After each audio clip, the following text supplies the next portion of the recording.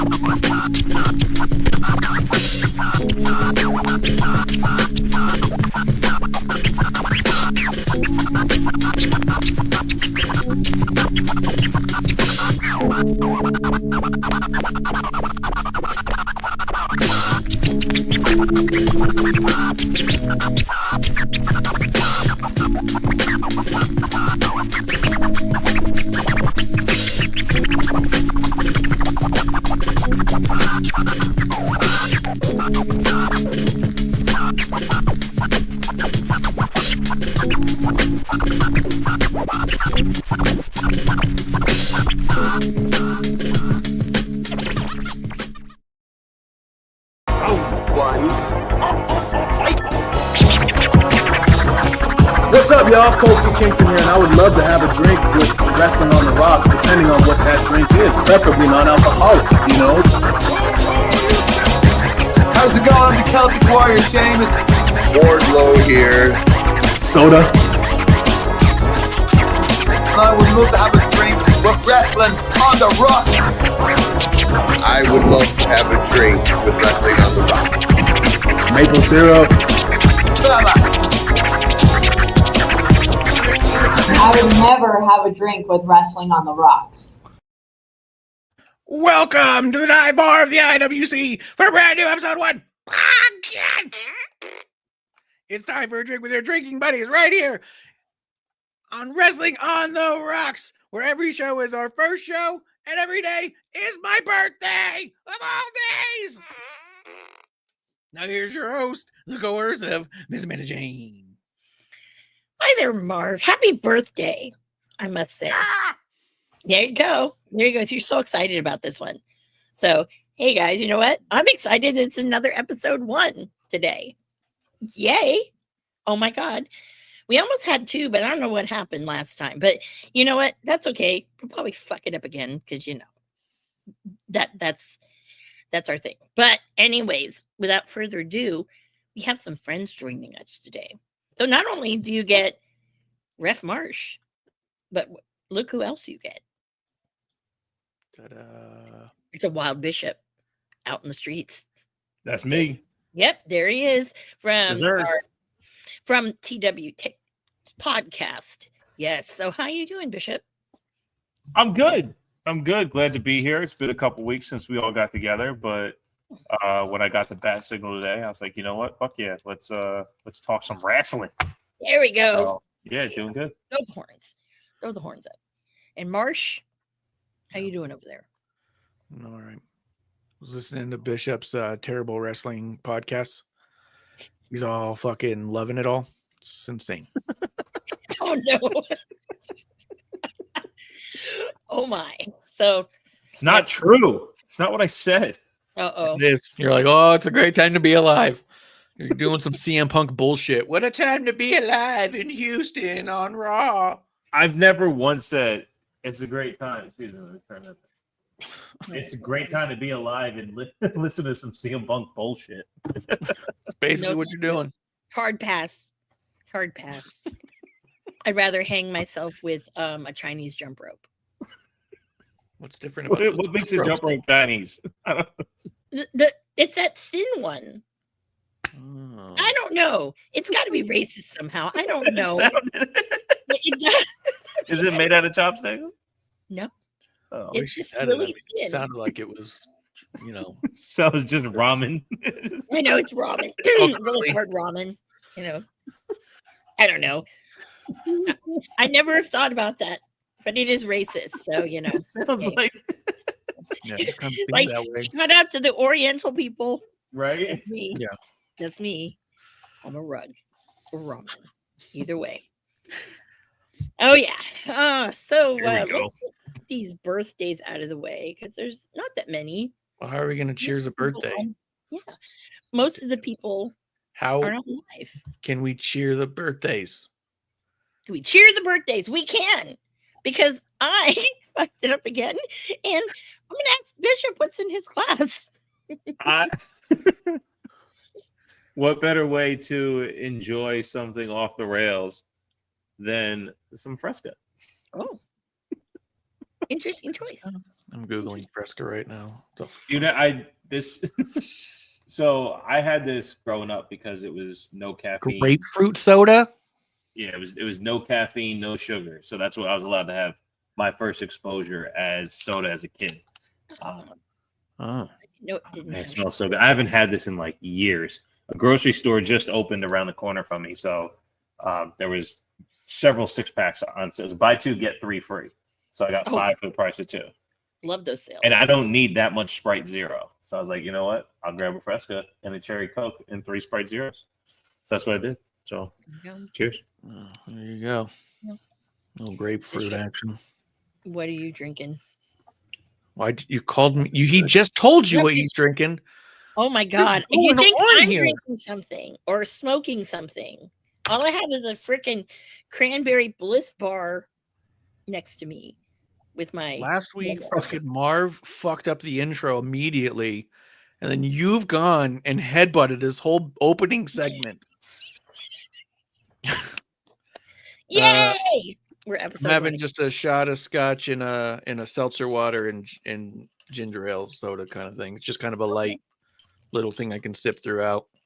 There you go. There you go. So Well, it's kind of like a what water. brand of ginger ale? Canada Dry. I only get Okay. Canadian stuff now. It's not too Okay. Okay. Well, you know what? I think we should be now sponsored by the Coca-Cola Company because Because fuck Pepsi and anyone who enjoys Fuck Pepsi. Pepsi. And anyone who tattoos Pepsi. Fuck all things Pepsi. yes. If you see Pepsi, you fuck it. Yeah. Yep. Mm-hmm. Like Yeah. a grapefruit. Yep. Yeah. And something you can sip on all night. There you go. Yeah, there you go. What do you Yeah, drink? so- What do you here? So up yours, Phil Brooks. Anyways, I just love to say that. Anyway, What are you drinking though? I'm drinking a Coke, can of Coke. That's why I said we should be sponsored, not sponsored by Coca-Cola, the Coca-Cola Company. It's a good call. Good call. Yeah, because we each are drinking a different product of theirs, That's It's true. only It's fitting. Coke. Only fitting. All right. So going through the birthdays right now, Alpha, happy birthday. I told you he's not around. Then the Bella twins, Nikki and Bree. Which one? Both. Oh, Yeah, both. What is that? Surprising. You know what?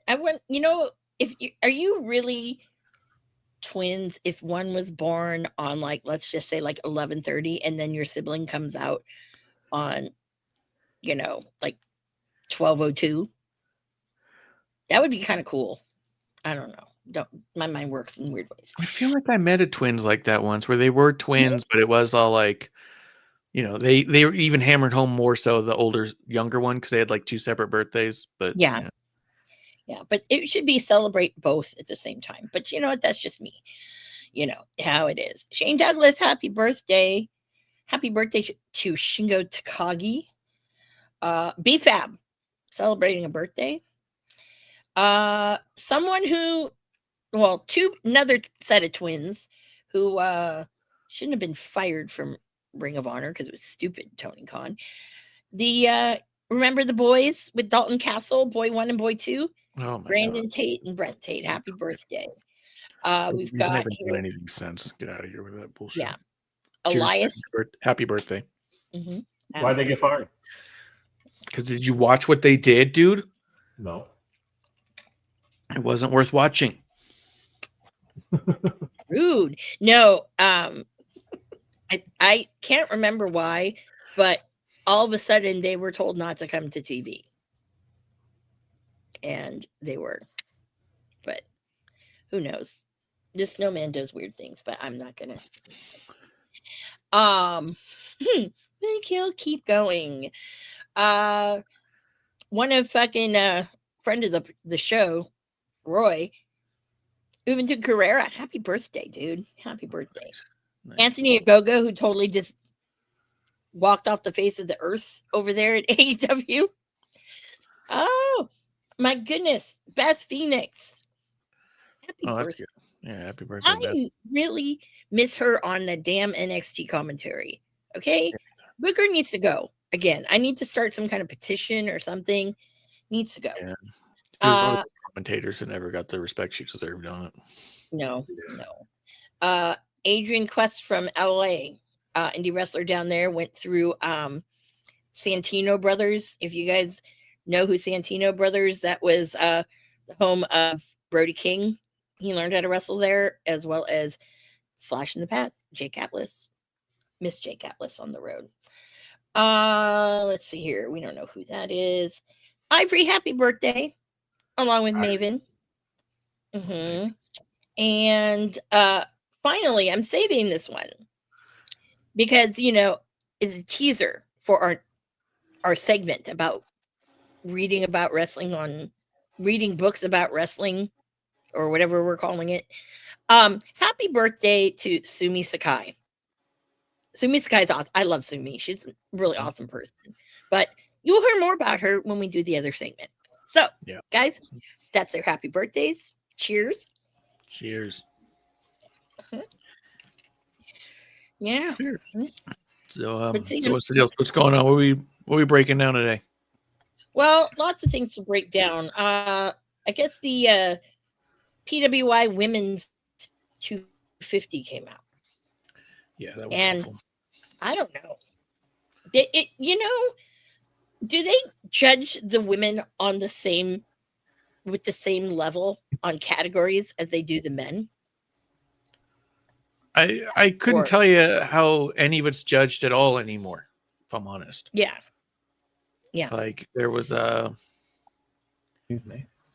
I know that there used to be a big panel, and I used to do a podcast with the guy who created the original 500 list, and we talked about how it originally started, and it really was kind of a few, insider and expert types who were really talking about, where they're going and, the kind of notoriety they're gaining and what's their future look like and all these kind of like things. And nowadays you look at them and you just kind of going like, okay, so that's the number 2, number 3, Saya Kamitani I don't know who she is a number 3 in women's wrestler in the world on what metric? Yeah. You know what I mean? Like, I don't know how you judge it. You got Mercedes number 1, Tony Storm's number 2, and then Saya. She's above every other woman you're thinking of right now. Yeah. Like, that's the top 3 best and most powerful or successful women in all of wrestling right now. You know what I mean? I just don't understand where they're grabbing at this point. Yeah. It's really weird because I don't know, personally myself, I don't think Mercedes should even be in the top 10. Just because you give her a bunch of belts and money does not make you number 1. Because I haven't seen a decent match that she's done. Right. I don't know that I would say she doesn't belong in the top 10, but I couldn't tell you why she's number 1. Yeah. It's I don't get what they're doing. So yeah, I have no idea. Those are the big ones, those were their big 3. I mean, in the top 10, when you get into it, I mean, after that, number 4, Tiffany Stratton, 5, Stephanie McCourt, 6, Io Sky, 7, Athena, 8, Sari, 9, Naomi, 10, Rhea Ripley. That's your top 10. Athena should be up higher, man. She not only is she the real face of ROH, but damn, she's done great work all year as she has the previous years. So that's kind of silly, but And they She's put value already- on title wins because Julia's ahead of Roxanne Perez. And no, Yeah. no one's Yeah. put on more matches or been more consistent as a women's performer than Roxanne Perez. yeah. Exactly. That's what I'm saying. That's Yeah. I honest to God at this point, because there's been a lot of times where I've been like, oh, this person should be above that person. There's, Yeah. I don't know. This is number 1 and 2 is pretty close. Or, like this is one where the first 10, I'm like, what the fuck is this list? Who wrote Yeah. it? Who watches wrestling that's doing it? Yeah. You know what I mean? And Like, Yeah. And why is Rio so high up? She's like 34. I mean, Nia Jax is 13. I know. I just saw that. What I'm has like, she done? what? what has she done in the past 5 years? Who? Like, notably, Nia Jax. What has she done in the past 3 Jax? years? I don't Notably, know. I don't she's know. appeared a few times. She's had a couple things. Mhm. She's She in looks a good couple of with. tags. She looks good with Lash Lash Legend, though. That's a good pairing. Yeah, but I that's did for finally next year. watch. That is for next year for one. Yeah, Yeah, 'cause they I know. Their Yeah. But I shit hear was like you. June to June or some shit. Because Yeah. Yeah. that was their other thing. Was that like at the time Becky Lynch was like out, so she So doesn't they're count. October to September. They're not Oh, even okay. August to July like the Okay. men's is. Like Yeah. the men's. Yeah. One Because they're busy person watching who- men's wrestling. They can't be asking about the Yep. like what the fuck. You know, No. 53 is Jade Cargill. I kind of, yeah. She should be in the top 100 somewhere. But yeah, I don't. Like I said, if your top 10 looks like that, I'm just kind of like, I don't know where the fuck you're going with any of this. No. And another person who, 2 people that I think are kind of low, Marina Shafir and Bailey. They're kind of Of low. course, Bailey's low. I don't even see her on this one. Oh, she's I mean, I'm sure number, she's in there. 70. Jesus Christ. And fucking Natty is 74. Lash Legend is above her. I'm like, whoa, whoa, whoa. Her And yeah. Loki her- Legend her- shit just itself. Yeah, her Bloodsport shit alone puts her in the Mhm. top 20. Yeah. Exactly. Ex- Exactly. 100%, dude. I don't know. And why you guys throw fucking Tessa Blanchard all the way at the bottom? And Thunder Rosa. I mean, they both, but still. And they have Alexa Bliss so low too. I'm like, what? That's what I'm Not saying. And Rousey? unless they can actually quantify how these rankings are put together by a way that reflects these, because it's supposed to be Yeah. according I'll to tell them you. in-ring achievements, influence, technical ability, and activity through the evaluation period.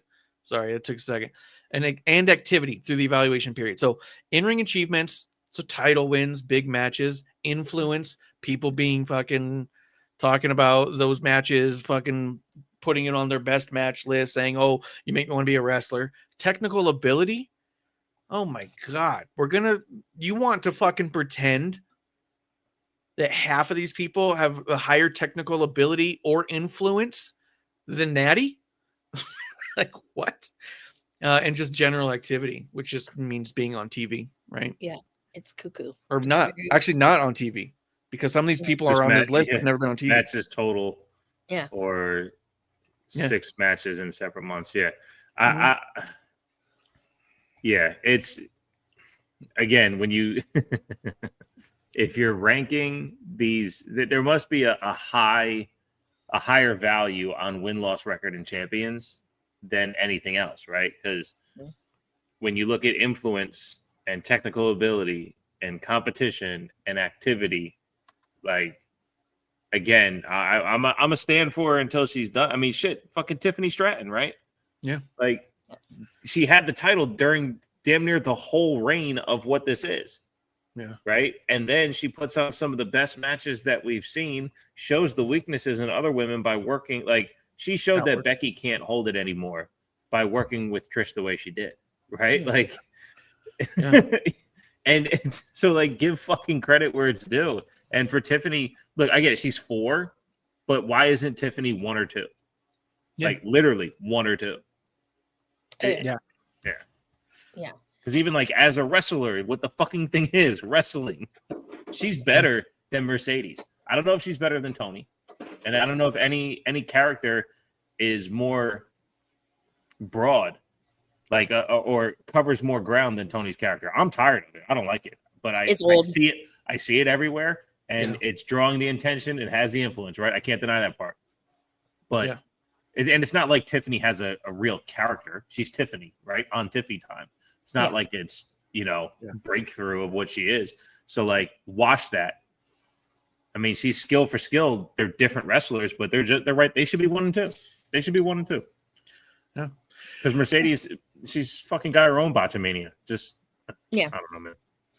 Yeah. Well, also, Righteous Reg. I don't know if you guys know Righteous Reg, but he's another podcaster out there. And he's been doing for the last, I want to say 3 years, maybe, the BW 500, which is the black wrestlers. So it's a mix of men and women. I have seen that, yeah. Yeah. Mercedes is on his number 1, which I kind of get because, the accolades. I've never asked Reg what his qualifications are, but he got the other 2. Actually, his top 5 underneath Mercedes. I don't think she should be 1, but the top 5 is pretty, I agree 1,000%. You've got Swerve as number 2, Javon Evans as number 3, Leon Slater is 4, and then Athena is 5. That's a solid bunch. And the top 10 is not bad either. Is Naomi number 6? Yeah, so Naomi's not. She's number 10. I mean, I wish Naomi was higher on this list. I hear how you're talking about Athena, and we know her skills from watching in NXT, not so much main roster. So but what Naomi did, she was only ineligible on this list for 1 month, the month of September. That's it. The entire her stretch into winning the title and what she did, like character driven, to be 9. I don't know, man. Like she should be above Io Sky for sure. Yeah, for sure. She should be above Stephanie too. Yeah. 100%. Yeah. And I will say this. I think Ricky Starks is too high on this list. Where's he at on that one? On the women's 16. It's a little high, especially because a lot of the year you didn't wrestle, you're riding the pine. Yeah. Yep. And that's me talking bad about a favorite. Just saying. So that's Chelsea all. Green's at 28. This is bullshit. I know that doesn't make sense either. It doesn't make sense. So I don't know who's doing this. Doesn't make sense. But you know what, dudes? Whatever. When I first saw it come out, I read the first 3 and said, okay, I'm out. Like you've got you're already in your own ass about it. You already have undone everything you said. Every qualification you set is not met by the top 3. Right. Like maybe Tony. Yeah. Like you said, it's hard to argue what Tony is, whether I like it or not, because I've been pretty over that gimmick for a pretty long time, and I think it gets worse and worse every day. I've been over it since the beginning of the year. Yeah. But at the same time, it's kind of the only thing that AEW has. Yeah. It's the number 1 program they have is whatever she's doing. The one I was happy to see up there was Sari. Every clip that comes across Twitter, I'm like, man, I wanted her to work out in NXT, and it never did. But I'm glad that she's doing well because I always saw in her what could have been on WWE TV, and it never got there. So I'm glad she's being successful outside of it. Well, I mean, they shot her in the foot by letting her do that fucking weird transformation bullshit because it was kind of fun and cutesy in a way, but they had no reason to think it wouldn't work because Kairi Sane has worked. So there's no reason for them to think that a shitty anime gimmick can't work. Right. But I think they took it a step too far, and I think that what are you supposed to do with this? Yeah. You know what I mean? You want us to buy into that she's having a literal transformation as she goes through the curtain? Like, I just want to buy in, and I feel like that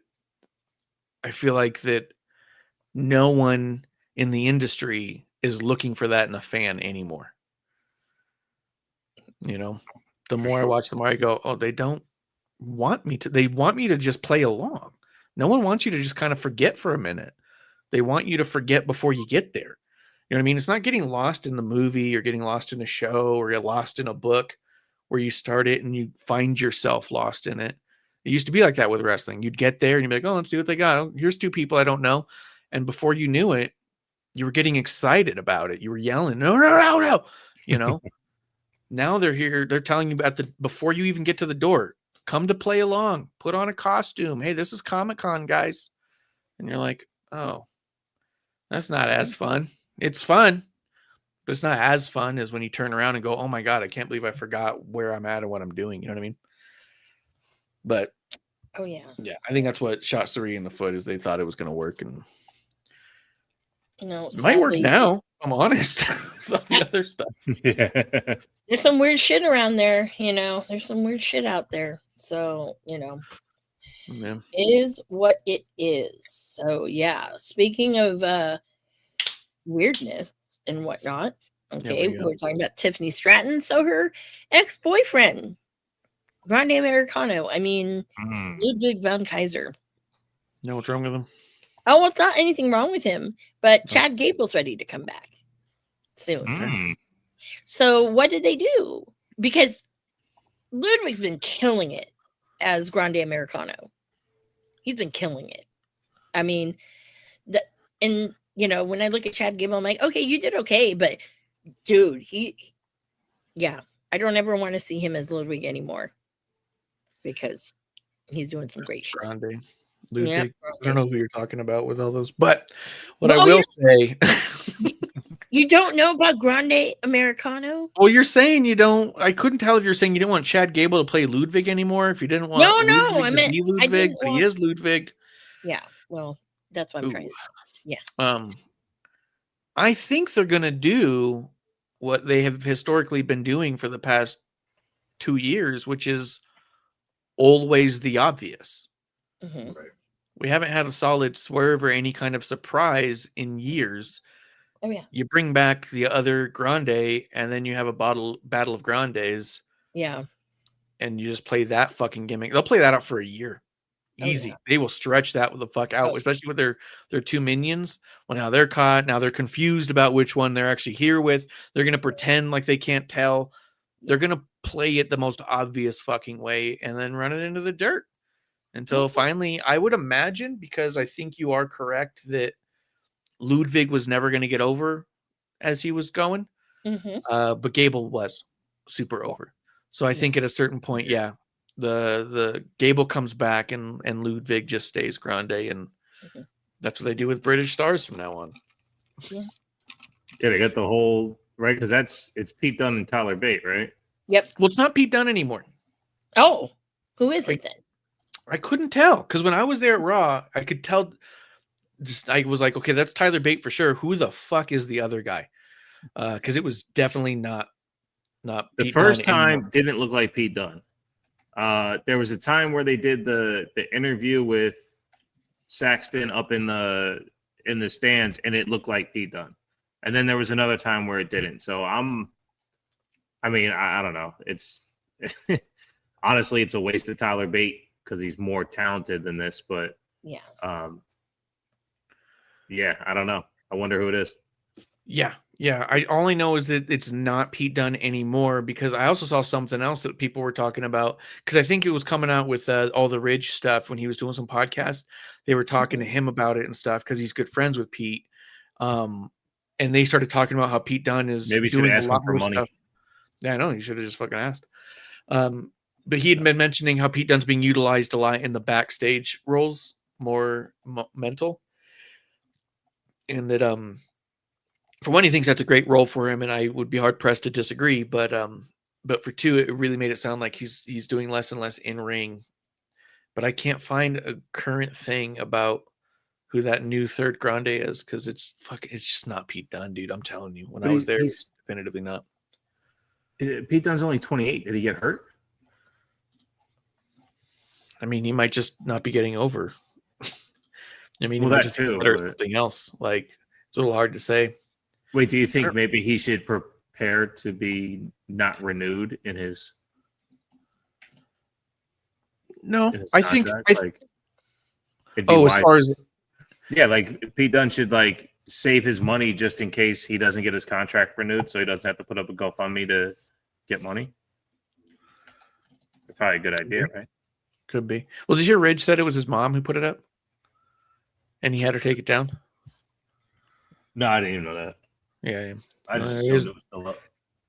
Yeah. No, he made her take it down. Apparently his mom put it up, but also it's kind of like it's still a lot of fucking dumb shit. But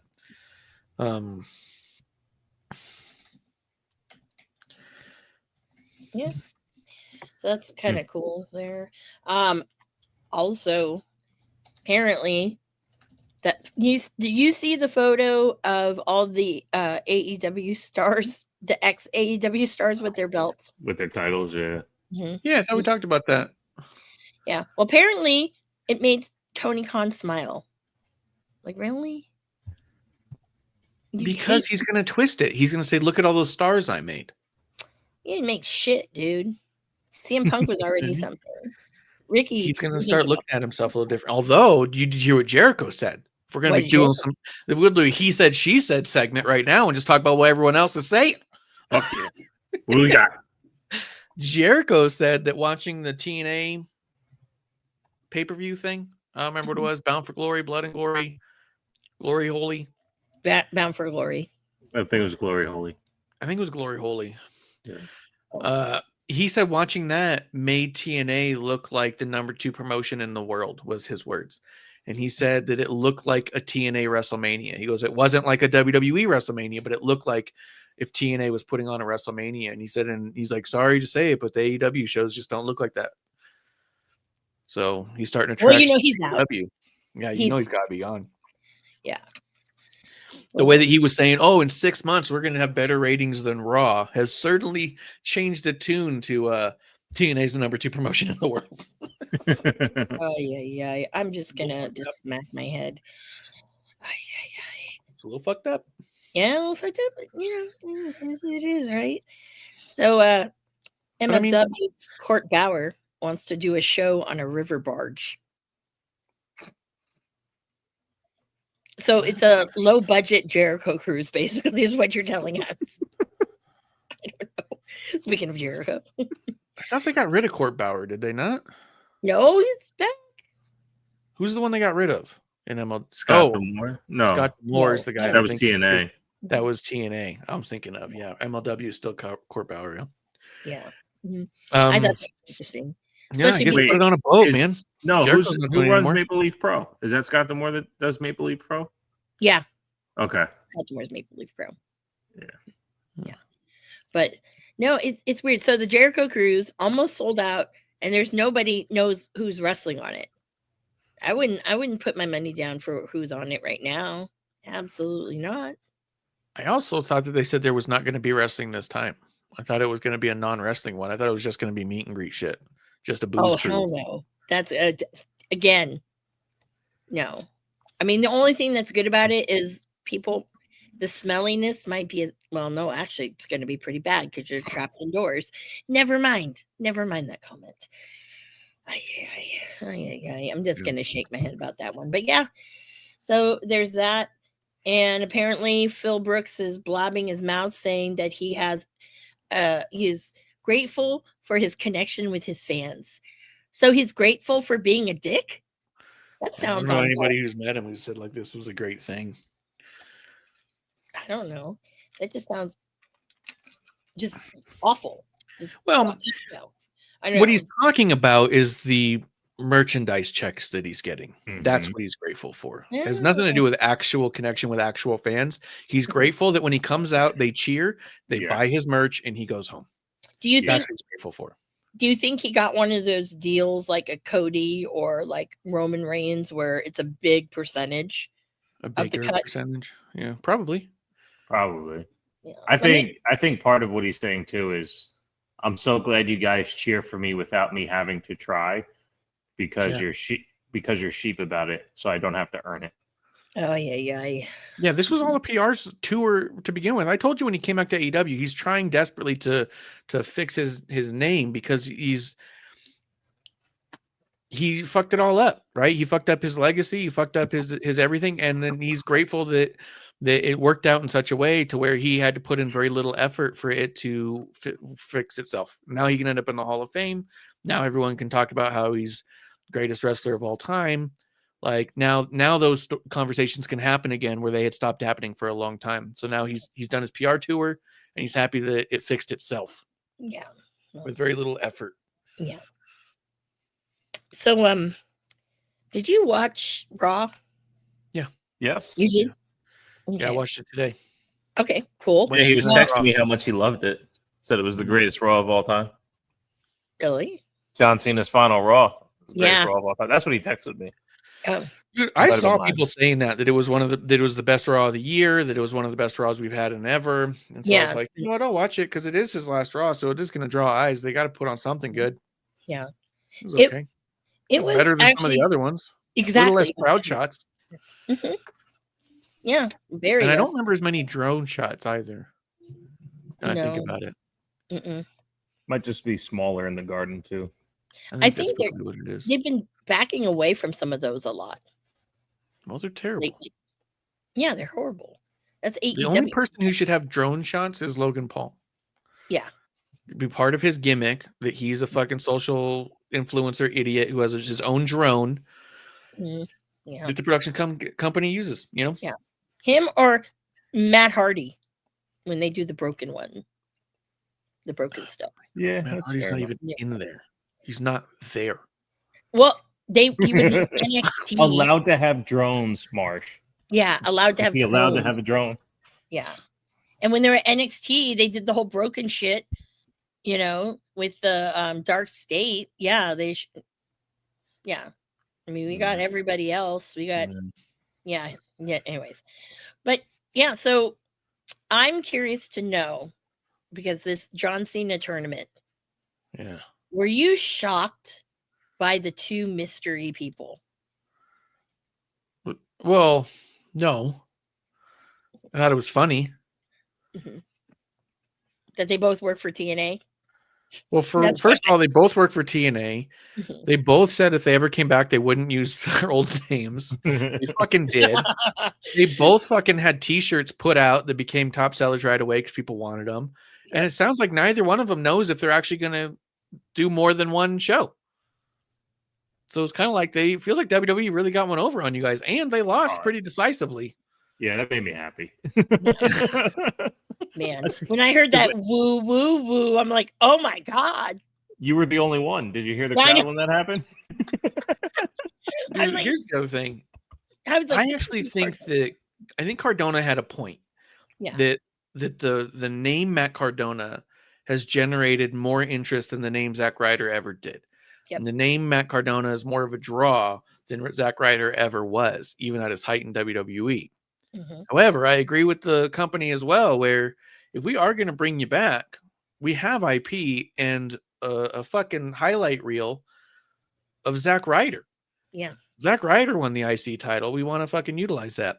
I don't think they needed to have the woo, woo, woo, but I do like they use his old song because I love that song. I know he That hates it. was I at love the it. beginning of the song. I know it was at the Woo, woo, woo. beginning, but you could have met him in the middle, is what I'm saying. Wow. You But- could have said, hey, we're using the song, we're using Zack Ryder, we'll get rid of the goofy woo woo woo, and we'll give you a different logo. So it's not your spiky hair and a fucking visor. But they didn't even meet him in the middle. They said, nope, you're our jobber. Come back and job. Hey, bring your No. buddy Dolph along the way because we need another loser on. And I'm like, Jesus.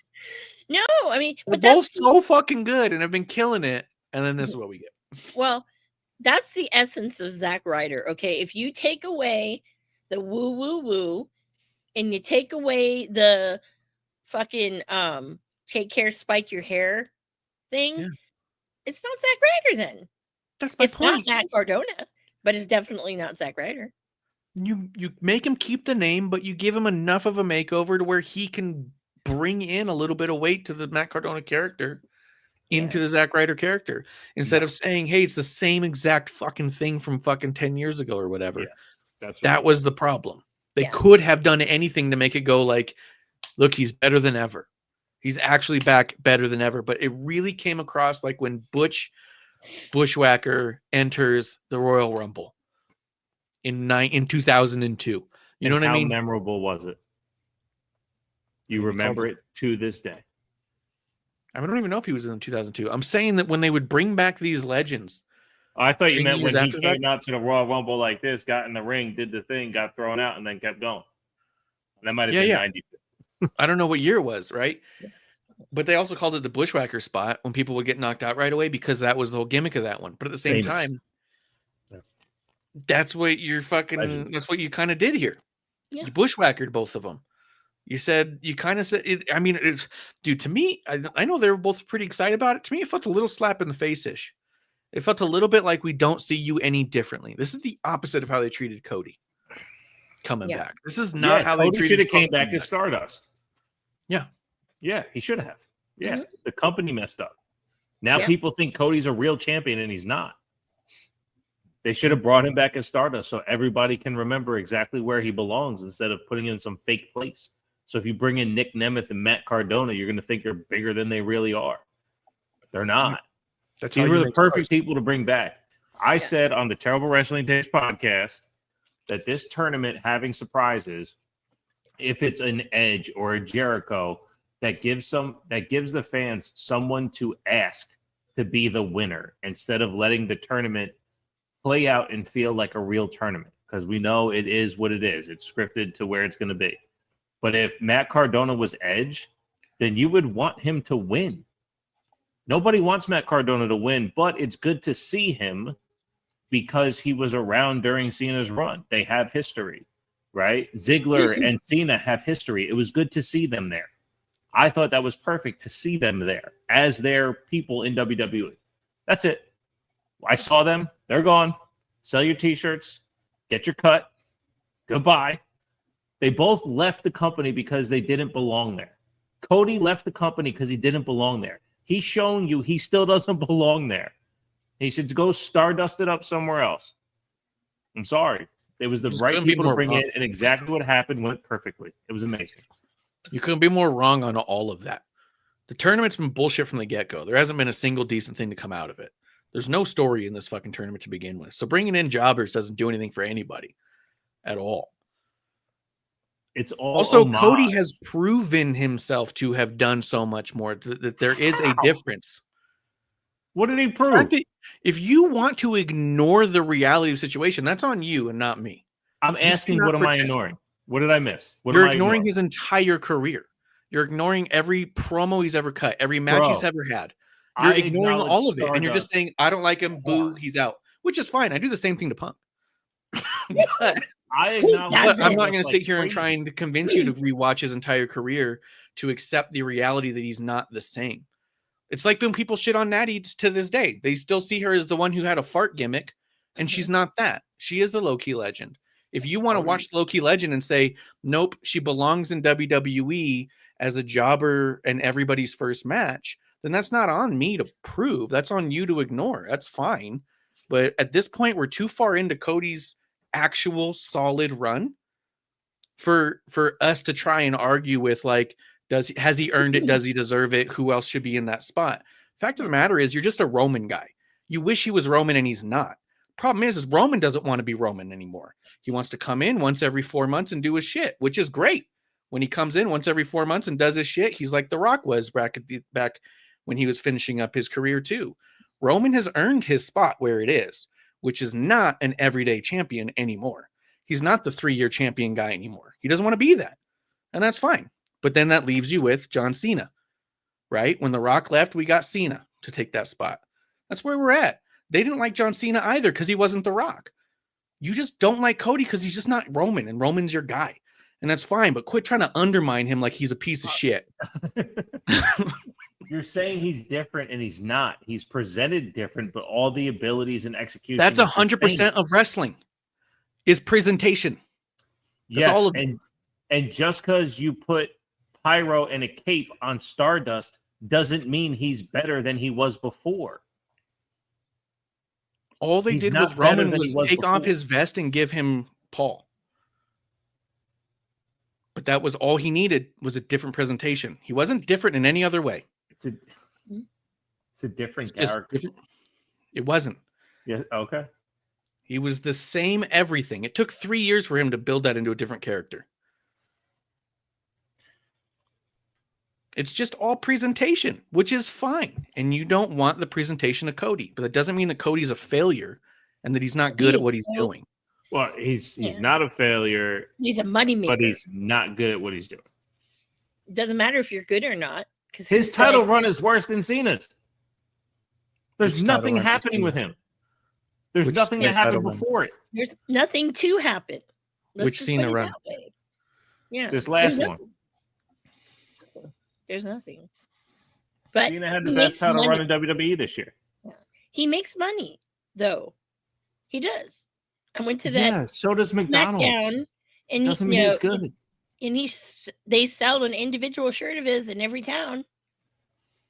And they make it really limited to really kind of show this is the importance of Cody Rhodes.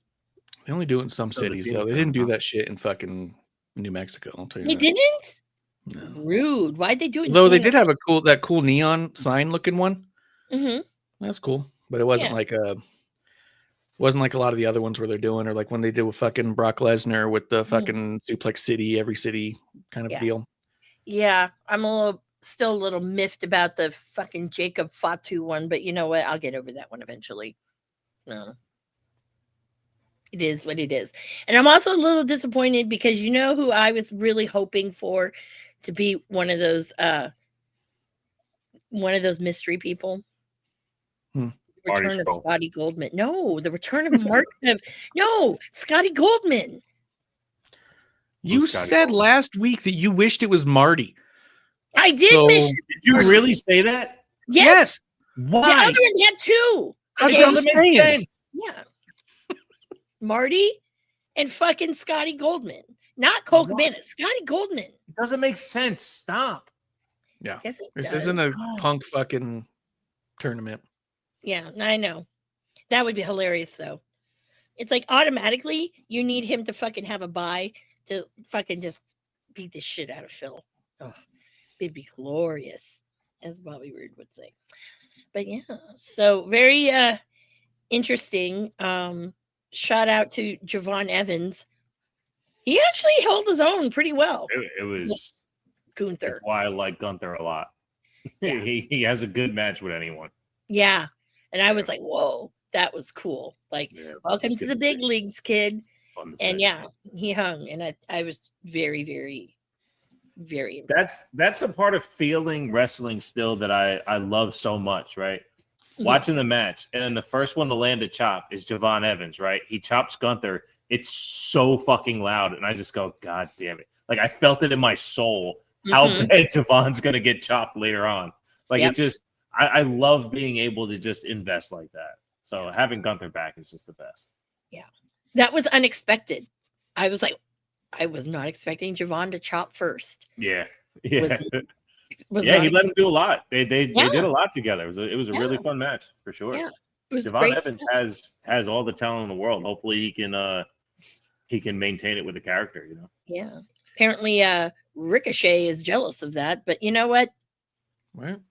I'm like Trevor Mann. Oh yeah, he was talking some shit about Javon. Talking some shit about him and Leon Slater. Here's the thing, dude. Nice. It's that shit that you guys did. They just elevated it to a different level. And don't hate because, Ricochet's not, botchy every once in a rare time. Yeah, that's true. Not unlike his counterparts. But, Yeah, he comes across as really fucking bitter for a dude who decided to leave when they were giving him a push. Yeah. You know what I mean? And that's the weirdest part to me, is that they were giving him a shot. They were putting him in the IC title picture. And according to him, they even told him, we're going to put the IC title on you. And he said, don't, because I'm not going to resign. You were about to get that push you've been waiting for. You know what I mean? Like the whole reason that you supposedly the whole reason you were there, right? To work yourself up, to prove that you belong there, to prove that you could main event or that you could get all the way to Mania. And here was your big stepping stone for it. And you said, nah, never mind. It's taken too long. I think I'm going to go back to doing what I already did. Like that's a you call. That's not a them call. Yeah. And that's, to me, I think why I get so like confused when I see his post be so fucking bitter and hateful towards it. Cause I was like, you said you left so you'd be happier, and you don't come across as happier. Yeah. No, you're just the AEW jobber. No. And there's a fine line now today too, right? Like with the Seth Rollins injury on TV and all that shit. And, the way MJF used to tweet, right? Used to try to stay in character all the time. I think there's enough where we know that, like, oh, he's just being this character. He's trying to be this asshole heel. When it comes to specifics like that, he definitely comes across bitter, not quite character. It's a bummer. Yeah. Well, I guess he tweets well because she sure can't get on the mic. No. I think he's better on the mic by a long shot, and I think that's one of your blind spots too. The way he's got a blind spot for Cody, you got a blind spot for Ricochet. You think that he can't talk no matter how good he ever talks. He's come a long way, and I've been impressed with his promos and stuff that he's done in AEW that I've seen. Well, it's not enough for me to watch AEW, but a lot of them, it's right there. He's getting booed when he tried to freaking talk, so that kind of hid some of that. But But he's also playing heel and playing it up. But like what Bishop is saying is when you play heel to a different company, there's no payoff. That's not right. character. You know what I mean? Like you're not talking shit to everyone who's in your company that you could have a payoff with, that you could get a match with, that you might get on TV with. Yeah. You're talking about dudes in developmental who are coming up fast. It's a weird fucking target. Yeah. That is what it is. So, Yeah, but I'm not fond of the tournament as it is, and the more they do it and the more the stuff they put in it, the more it looks like everyone's been saying since day one, it's got to be Gunther, make it Gunther, and it looks like it's gonna be Gunther the more and more it goes. But I hope they do LA Knight because it's still an option. I do. He needs his moment, and it feels like he's getting raped of it every time. Every corner.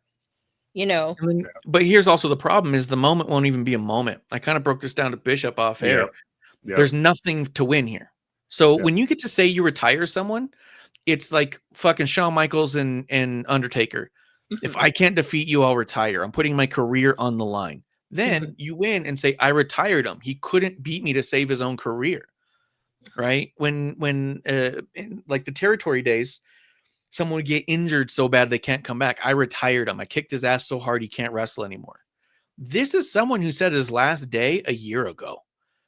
And you're just getting the last match. You're not retiring him. And he even said, that way I can give a younger person the chance to say they retired John Cena. But they didn't. You were already retired. They just had the last appearance. Right? That's all it is. So you don't get bragging rights. But he also is coming fresh off of 3 years straight of losing to every fucking buddy. He lost to Shinsuke, to Roman, to fucking everybody. So the idea of him to Solo too, right? Yeah. Solo, Austin Theory. You know what I mean? These are all guys. Baron Corbin's beat him. These are all guys that can say they beat John Cena. So you're not in an elite class of people who can say they beat John Cena. You know what I mean? It's not like the people who beat Brock Lesnar. That's a smaller group, right? Yeah. So you don't even get to just say, I beat John Cena. Well, fucking Austin Theory walks in and goes, yeah, so did I. Right. Okay, you're right. Never mind. Like, I don't know what the point of the tournament is if there's no payoff at the end of it, no matter who it is, which makes me even more frustrated that we're doing a tournament.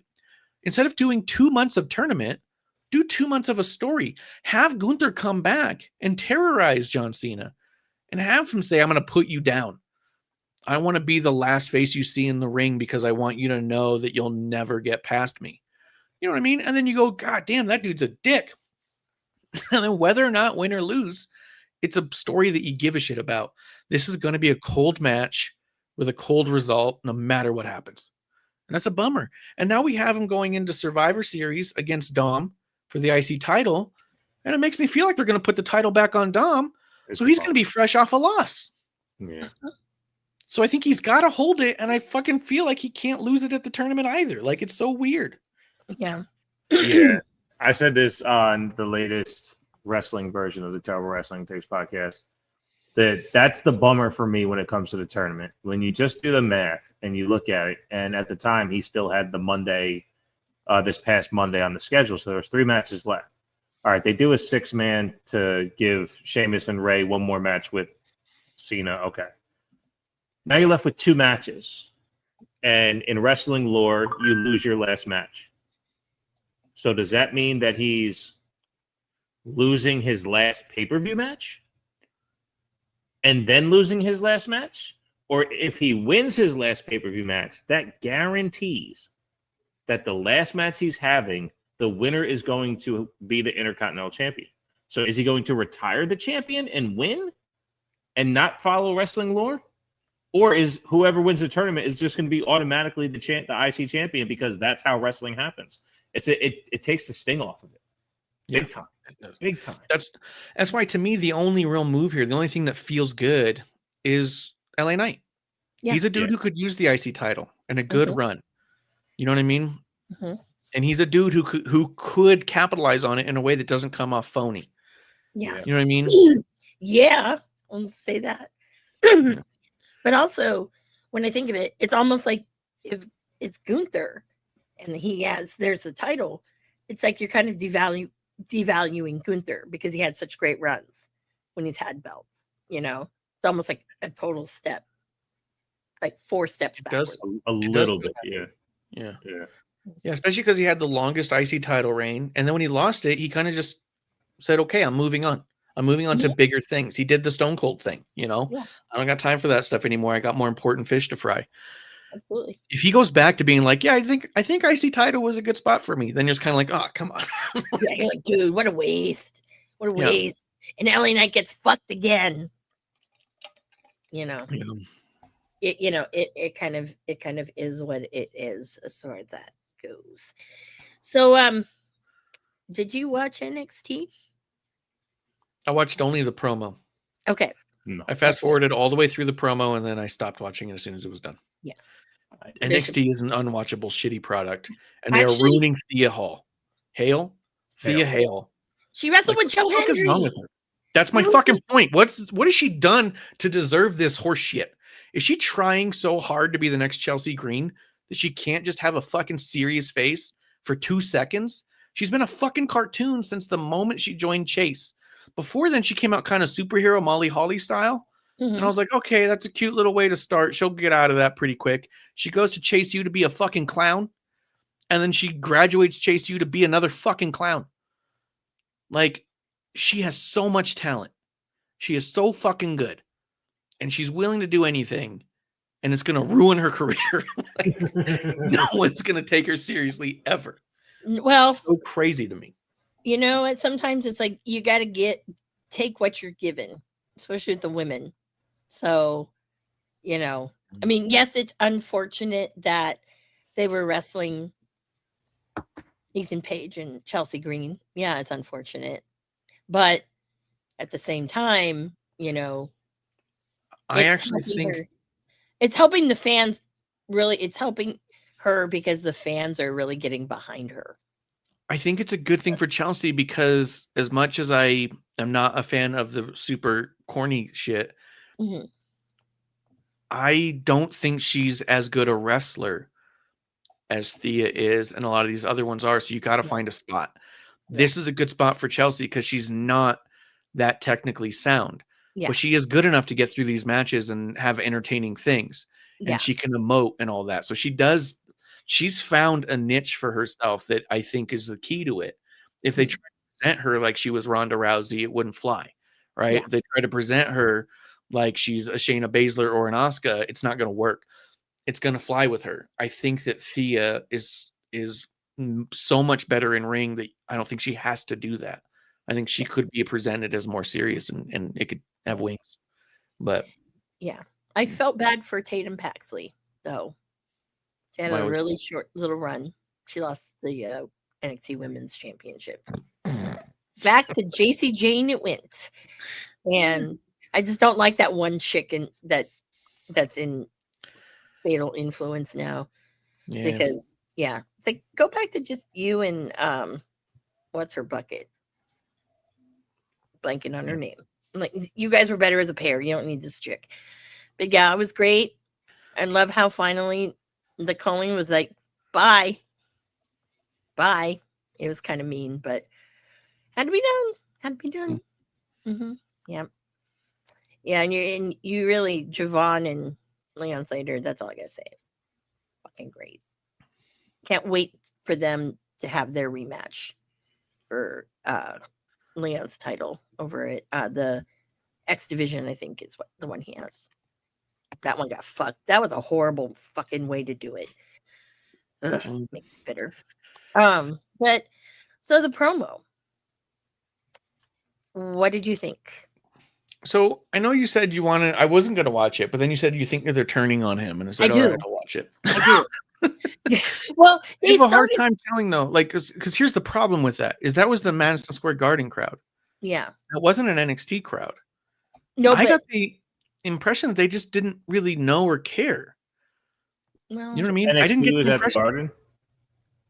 It was in New York. It was like there's so the Garden has like two spots: the big room and the small room. They were in the small room Gotcha. in the Garden, and so I think it was just a New York crowd. I'm not sure that the NXT crowd has turned on him so much as the New York crowd just doesn't give a shit because they're all fucking snooty. They all think they're smarter than everything. Well, I think that at Halloween Havoc, that's where it kind of started. And I noticed it because I was like in that section with everybody was fucking, trick this, trick that. And then here was me, like some guy was like, he's just a pretty boy. That's why you like him. And I turned around and I was like, no, he's actually a really good wrestler. Okay. Fuck off. Yeah. Yeah. And then when he won, I was like this to all the people in my section who fucking, I said, no. I said, right now, if you don't understand, they're fucking, and everyone loves to say this word, they're grooming him. So when he comes up, it's not going to be a failure. Because I have a feeling, though, because he at Deadline, and I am so glad that I'm like fucking the goddamn fucking center of that row. Oh, and I'm telling myself, don't be sick, because I need to be really loud and obnoxious. I mean, I already am at shows, but I think the problem is that NXT crowds don't like wrestling to begin with. No, they They've like to never be part of been- the crowd. They And want they- it. It's about them. And Ricky hasn't given them anything to sing. If he had some sort of a chant or a sing, because Oba has a thing where they bark at him, Trick has the whoop that trick. Yep. Neither of those guys are as good at all in the ring No, but or on he- promos as him. Yeah, but he needs to have a better theme. I've been saying that since day one when we first. I don't heard know it. that the theme is the issue either. He doesn't as long as it fit the music or whatever, as long as he said something, he doesn't have anything for them to sing along to, so they don't give a shit about him. They're there to be part of the show, and he wants them to watch the show, and that's not what they're there for. The NXT crowd never has been that way. They want their favorites to be their champion, and they want to sing along, and that's who their favorite is the one that they can play along with the most. Mhm. Ricky's just a really good wrestler with a solid look and great promos. That's not their thing there. Yeah. So I think he needs to either move on or get something for the crowd to say back to him. He does need something for the crowd to say back to him. What it is, I don't know. I mean, Yeah. that's the real hard part with him. But what I'm thinking is the last couple times he's wrestled, he was bringing the Rochambeau back in. He did it with Trick. And my thought was he's going to use it. They're going to have him use it. But the question will be when he does wrestle Oba is, can he do that to Oba? I think so. Because, I mean, if he does, it'll get a huge pop because It will. Shit, he did it. You can see Amanda fucking fall over the fucking rail. And I'm like, oops, I'm on the wrong side. Yeah, no. I think that's what's really going to happen. That crowd's going to be interesting because it is Texas. So we'll see. Yeah, so they might like him, but yeah, I think his problem is that it's NXT and they don't like good wrestlers and solid promos there. Yeah, They well, have Orlando's like that because the only people who really like fucking Ricky are the fucking three bitches that he fucking blessed. Those are the only people. Because they started that whole they had some chant, but it's like, why do y'all have to have these weird sexual chants? Like, no. they're all stupid. And No, half no. of them don't make sense for anything. No, It's just a thing for them to do. no. You know what I mean? Like, I don't know if you guys saw it or noticed it in when they were in Raw at Albuquerque when I Mhm. was there during, I want to say it was AJ's tag match. Mhm. everyone started putting up the fireflies. Yeah. What was that? They're They did bored. it ag- Yeah, they did it again this week too. Yeah. Did they? I think it was Okay, during a women's match. Yeah. Was it? Yeah, I think it was during a women's match. They just know that it got a lot of attention when it happened during Cena's match. So they go, oh, we can get a lot of attention. They'll show the crowd if we do it. And they were bored during that match. I mean, the match was fucking good, but I saw it because it started across from me. There Mhm. was like one kid who's doing it. And so his friend next to him starts doing it. So then like they start to come out and it's like 3 or 4 people are just doing it for like minutes before someone else starts going like, oh, okay. And then it just kind of starts picking up. And I was just shaking my head being like, if you guys put this much effort into like actually enjoying the match, Right. the wrestlers give back, the energies move back and forth. You wanted it to be about you and not what was going on. The reason it was special in Cena's match was because he was calling out to Bray, Yeah.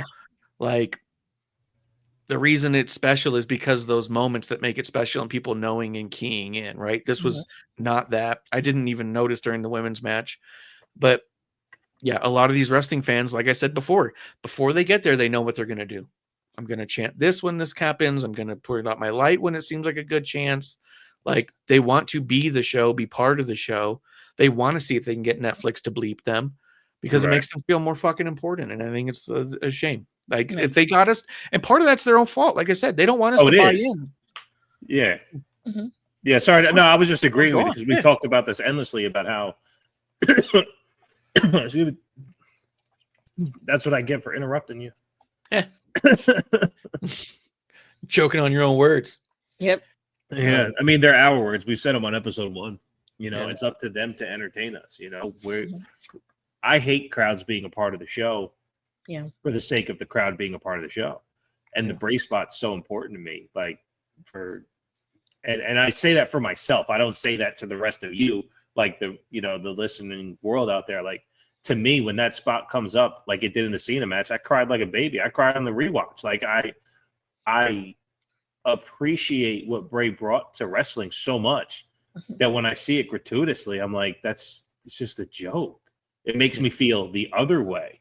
Yeah. I can't even enjoy the match, like you're saying, right? They were bored during a good match. So, I mean, not everybody has to watch it like we do, but if you're giving the crowd a reason to do it, that is a you problem. It's a WWE problem, and they've had that problem for a while. Well, not only are they giving you the reason to do it, but they're not making you buy in. Like I said at the beginning of this episode 1, they don't. I seem to be the only person who goes to a show and wants to buy in. The wrestlers don't even want me to buy in. They want me to play along. Seth Rollins, huge example. He only wants you to play along. He doesn't want you to buy in at all. There's nothing authentic about what he's done in the past 2 years. I mean, so much so that when he injures himself, it's fake. Okay, fucking whatever. I don't give a shit anymore. You're the least authentic guy we have. You don't dress that way. You don't talk that way. You don't get hurt that way. And now you want me to fucking sing along on your command and then boo when you ask me to. I thought you were supposed to make me believe for a moment or forget. What happened to Terry Funk? I can't make them believe that wrestling's real, but I can make them believe that I am. Right. You know what I mean? And now they don't want you to believe it's real. They don't want you to forget about it for a moment. They don't want you to buy in. They want you to play along. And so when you ask the fans to play along every week and then they start playing with themselves, that's on you. Yep. Because that's what that whole Bray thing was. That's a little circle jerk, little crowd circle jerk. Hey, guys, let's play. Let's play. They're doing their TV show, but it's time for us to play. Fuck off. Yeah, I don't like that. I hate that.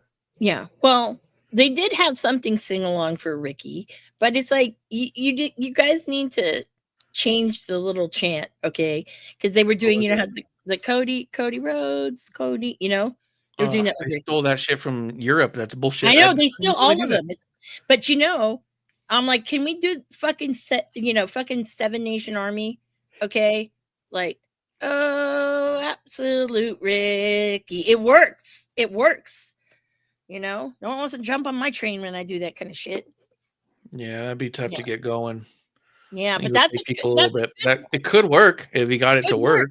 The wording works. Just fucking get rid of the Saints, because most people are like getting used to calling him that. I'm just like, it's Ricky Starks Saints. He's hyphenated because he's bougie as fuck.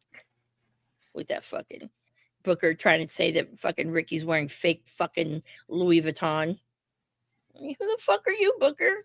Shit. You know, what'd be funny is because I know he would hate it if the Mhm. crowd started just doing like when the Saints go marching in, but they're like, "Oh, Ricky Saints, oh, Ricky Saints, oh, Ricky Saints go." That actually, it could work. Oh, Ricky It could Saints. work. Oh, Ricky Saints. Oh, Mhm. Ricky Saints. And he's Yeah. just, yeah. I want to come see if on. I can get that. Amanda, Over. get it going.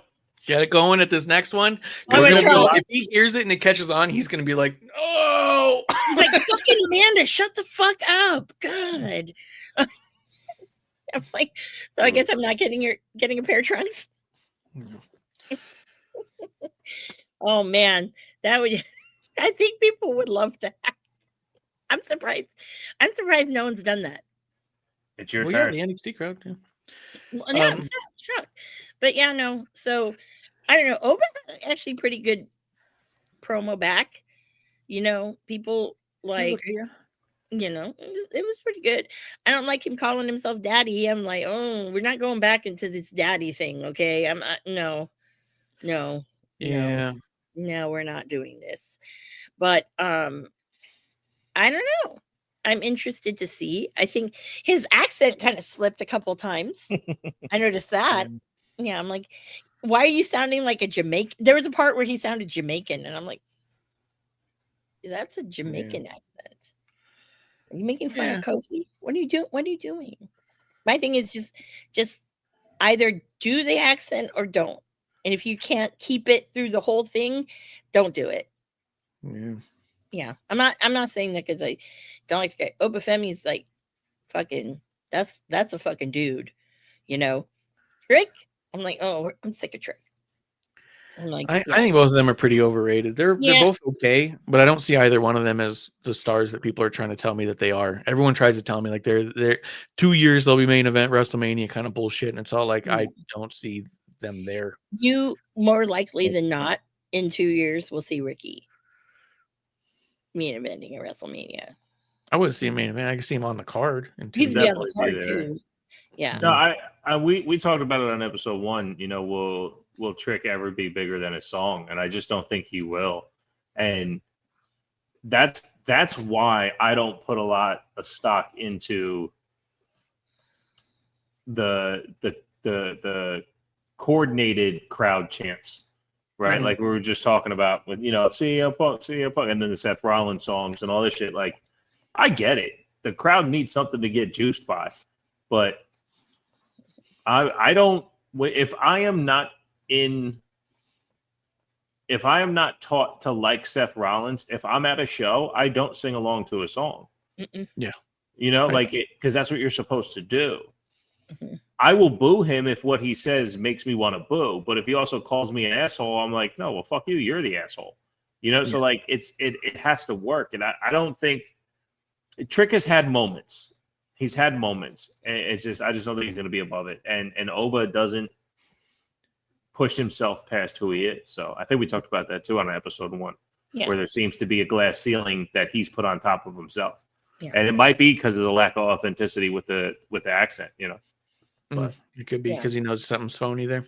yeah. I will say that Ricky had a nervous look on his face while he was cutting his promo, and I couldn't tell if he was kind of forgetting where he's supposed to go or how he was going to say this, or if he was nervous about the New York crowd. But there's something about him that came across as not as confident as he typically is, and I don't know if that the crowd ate on that. You know. Well, you know, that's why I was thinking they're turning on him, and I was like, when I saw that, I was like, is he thinking that they're turning on him already?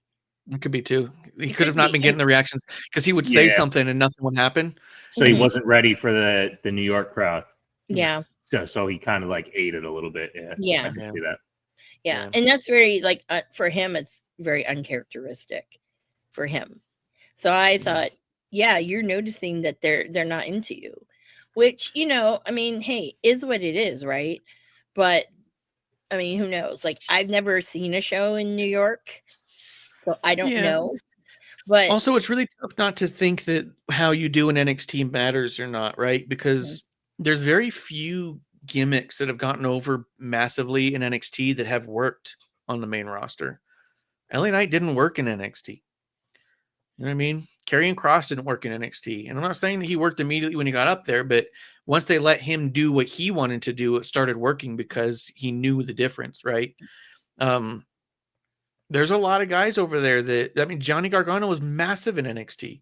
Adam Cole, massive in NXT. Those guys didn't work on the main roster the same way. Ciampa, huge in NXT. Aleister Black, massive in NXT.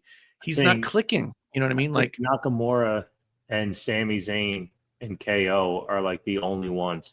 Nakamura is specifically off of what we were just talking about. His song over as fuck. Everybody sings along, does the whole thing. They had to change it when he turned heel to make sure people didn't do it. But his execution on the main roster, people loved it too.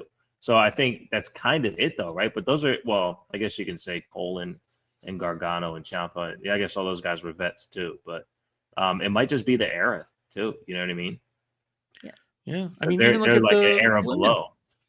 What's that? You know, even the women that have come over, few of them have had the same exact gimmick that worked in the same way. Like, I mean, Tiffany and Bianca did. True. Rhea, Shayna had to switch it up. Raquel had to switch it up for her to finally. Roxanne switched it up. You know what I mean? Like, just it doesn't always work the same in NXT, and typically it does not work the same in NXT as the other one. You know, Bailey's the best example of absolutely flourishing. Sasha was pretty much the same too. Yeah, she was the same, and she worked. She did well. Yeah.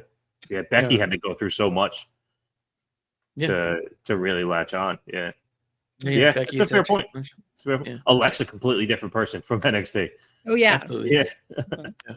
Oh yeah. Yeah. It's interesting. Carmella too. I mean, she wasn't allowed to flourish on NXT, and then ended up stealing a year or two of being everyone's favorite wrestler. Yeah. That's a good point.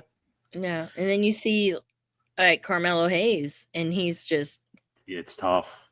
Yeah. It's a tough one, and I don't know. But the whole thing with sing-songy things, and I think I've said this on episode 1. I'm pretty sure I have. But like, I'm going to use fucking Ocean Spray. His song, they purposely put that Osprey thing, right, in there because it's like, yeah, you want people to fucking do along. And I'm just already, fuck They do that with Mercedes. It has a built-in chant at the beginning of it. They have the crowd chanting CEO and whatnot. And I kind of forgot what it was. There was something when I was there that we heard piped in cheers. And it was the first time I'd ever really heard it because we were kind of where we were in production. The speakers were like right above us. And I heard the cheers coming down. And then we heard the crowd start to get on board. And I was like, whoa, that was fucking weird. And I can't remember what the moment was, but I was just kind of like, wow, that was the most blatant use I've ever seen of that. But yeah, I mean, it's happening more than it used to, I think. They're trying to direct everybody. Whatchamacallit always had his reaction to his theme.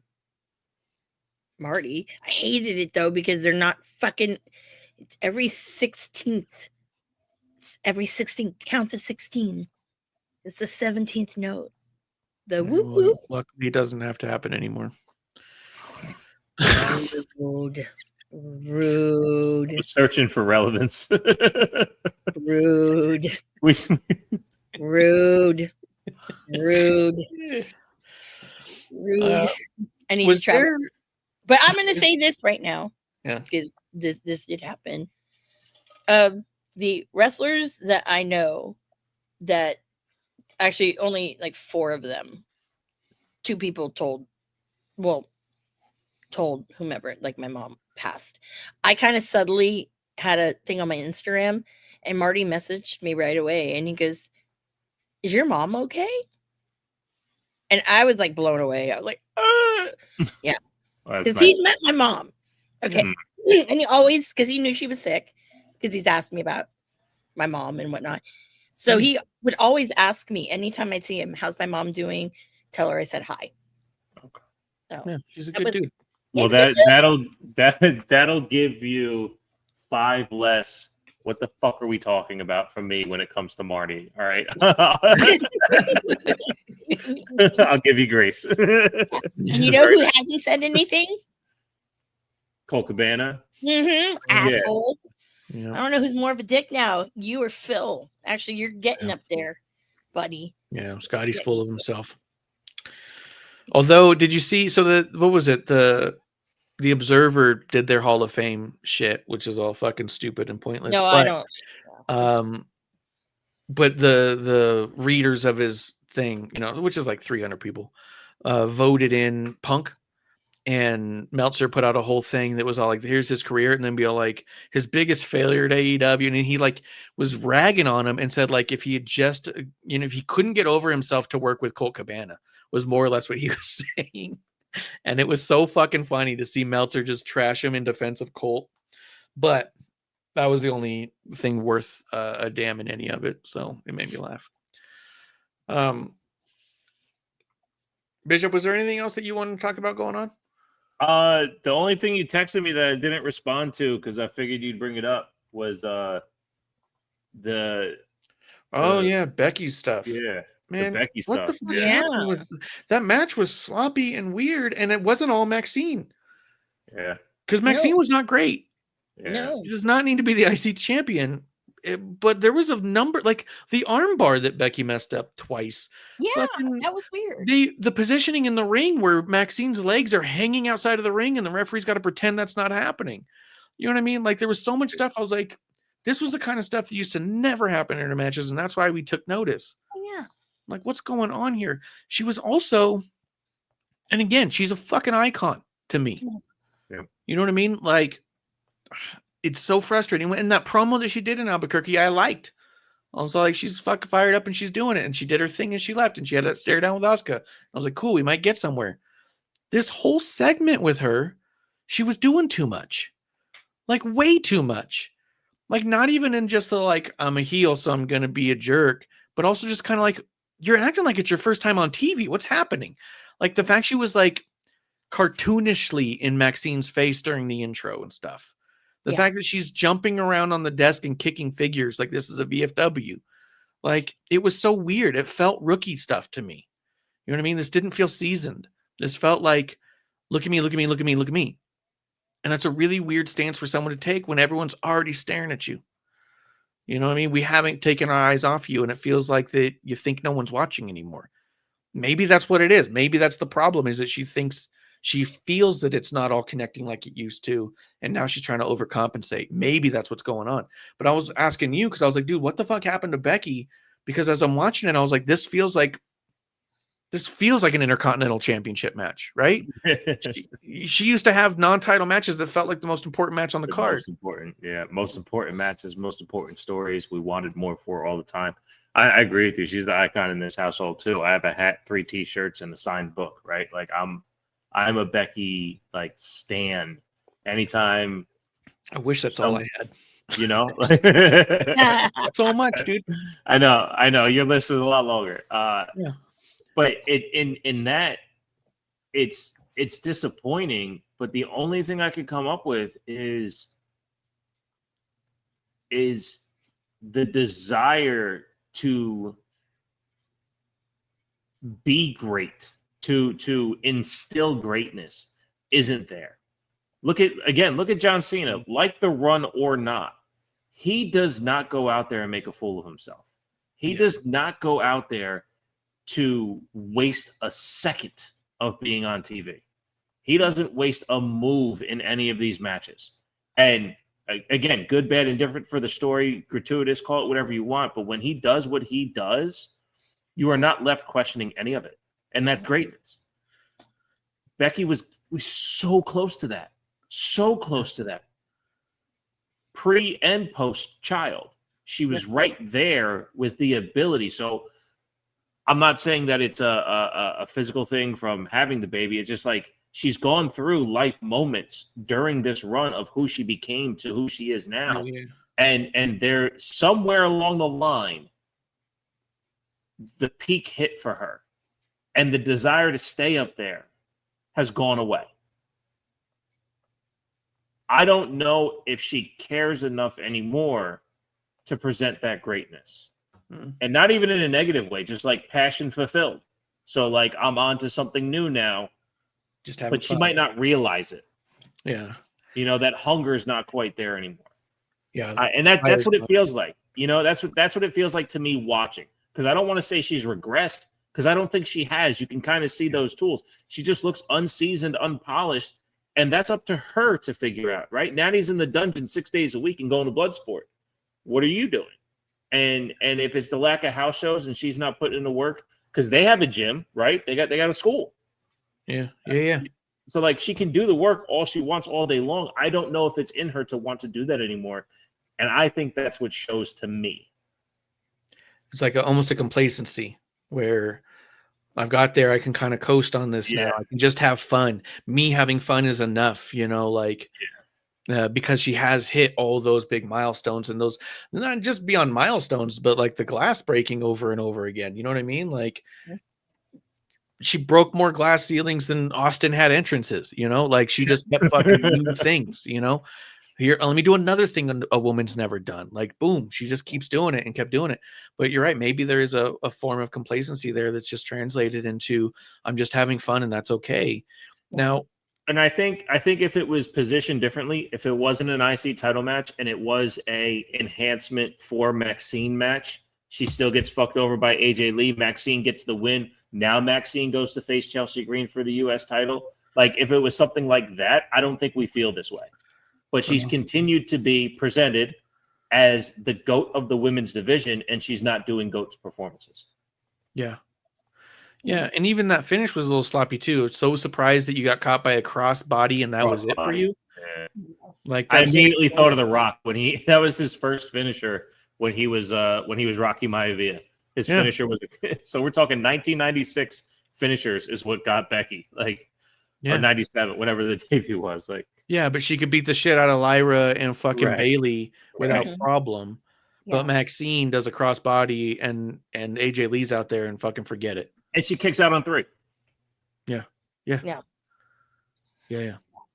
I'm like, I was shocked actually to see AJ Lee there. I'm like, oh. Yeah, that was a nice little surprise. I'm just kind of like, well, they did spend a lot of money to give her. So she's got to show up sometime. And she said that she signed like a 1 or 2 year contract. She said it was multi-year. So maybe it was like 2 or 3 year. So I've been waiting for her to come out. I wouldn't say it was like this fucking shock the system. It was a nice little surprise. Oh yeah, she wasn't advertised. So that's a nice little put her in there. Now, I mean, it also makes a lot of sense, right? You get the title off Becky. Now you can have AJ versus Becky without the title being flipped around and shit. And you can have Maxine take the Intercontinental title into the back where Julia had the US title. And that'll be that. Hey, maybe that'll put her on the PWI Women's 250. Yeah, there you go. You never know. You never know. You never know with that. But I think that they had a better match when they were in Sacramento and did Raw there. No, that could be. Yeah. Partially because it was, Maxine's hometown, but I thought that it was a hell of a better match because I was like, what the fuck is this garbage I'm watching? I tell you, I watched this match for Maxine. And I think that might be a telling for Becky as well. I'm one of the very, very, very few that was appreciating the Lana growth with the table spots, right? She was getting to a point where this was getting somewhere, and then it just, she got released. But there, you can see the in-ring growth. So I was doing that for Maxine. Okay, give me something to cheer for. Let me see if I can see something in you that would be cool. And I thought she did great. She looked awesome, and I feel like she loves her character.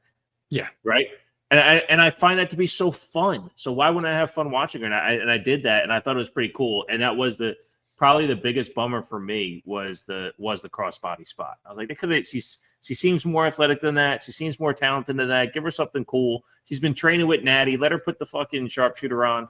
You know. Yeah. Something like that would have been cool. But. Oh yeah. Well. Before she won, and she seemed happy to win, and that was cool. So again, when I watched for her, I felt better for her than upset at the Becky stuff, which again should be telling because of how much I fucking love Becky as a wrestler. Do you think part of it too is that because when I think about it, if you believe that the last match they had was a better match than this one, and we think about a lot of the matches that have built up to just messes like the Lyra. The big build up to that had their better matches up until the last match, and then it was kind of a flop. Do you Mhm. think she's trying to do too much in her payoff matches, that she's getting lost in it, or the other people can't keep up in it because she's just trying to do too fucking much? Maybe, Is maybe yeah, again, it's maybe the lack of house shows, she's just not prepared Yeah. because it feels like that. It's so unpolished, and yeah, maybe too much for where her capacity is at right now.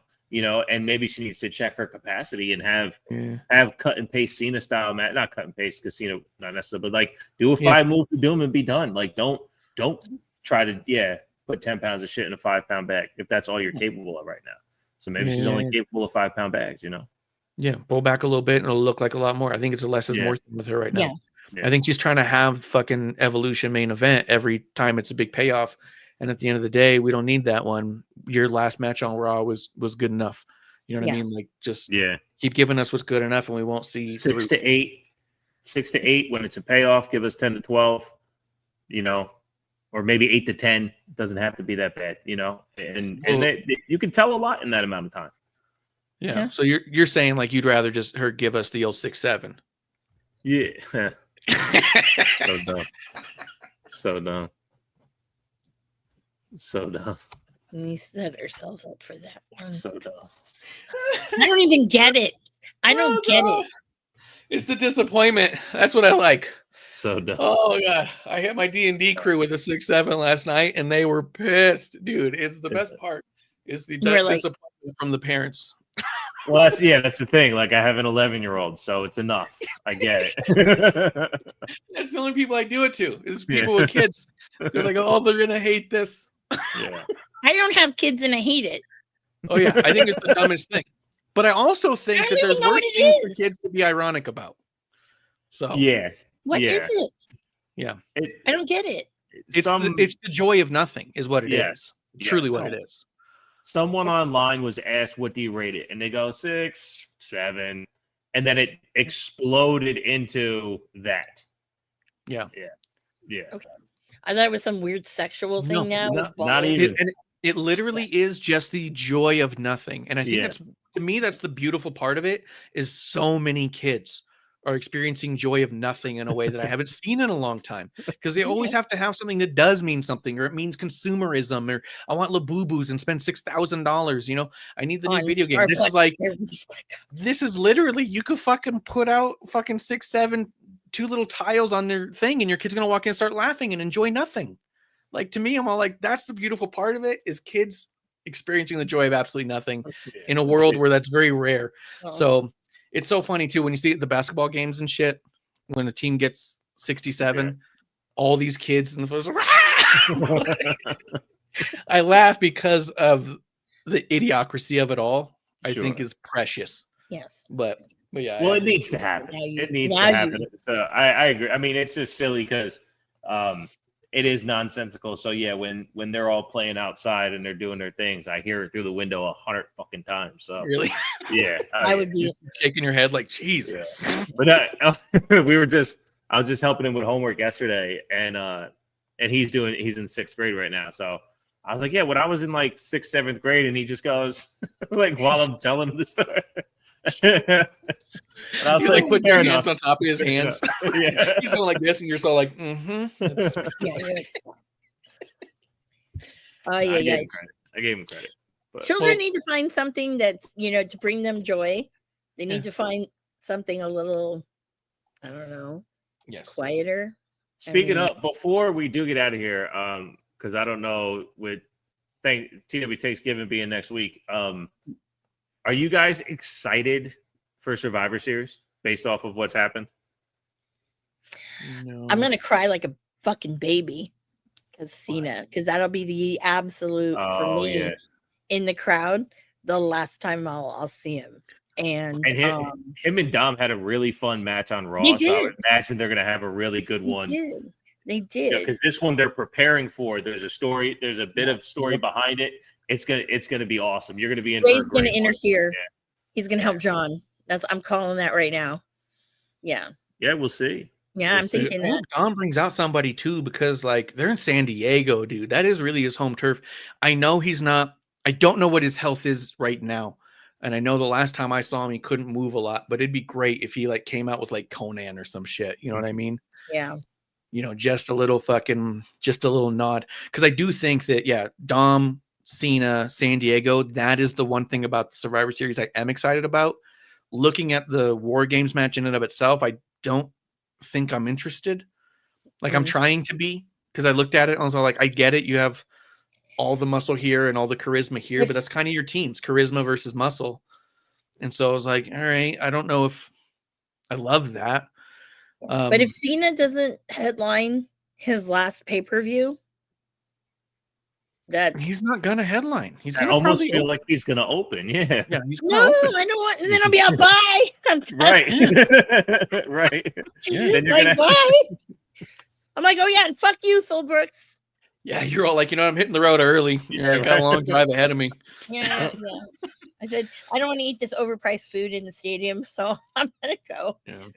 Old Although Spaghetti Petco's Factory's across a the good street. part with It's a lot of okay. great food, so Yeah. you have Yeah. good options there.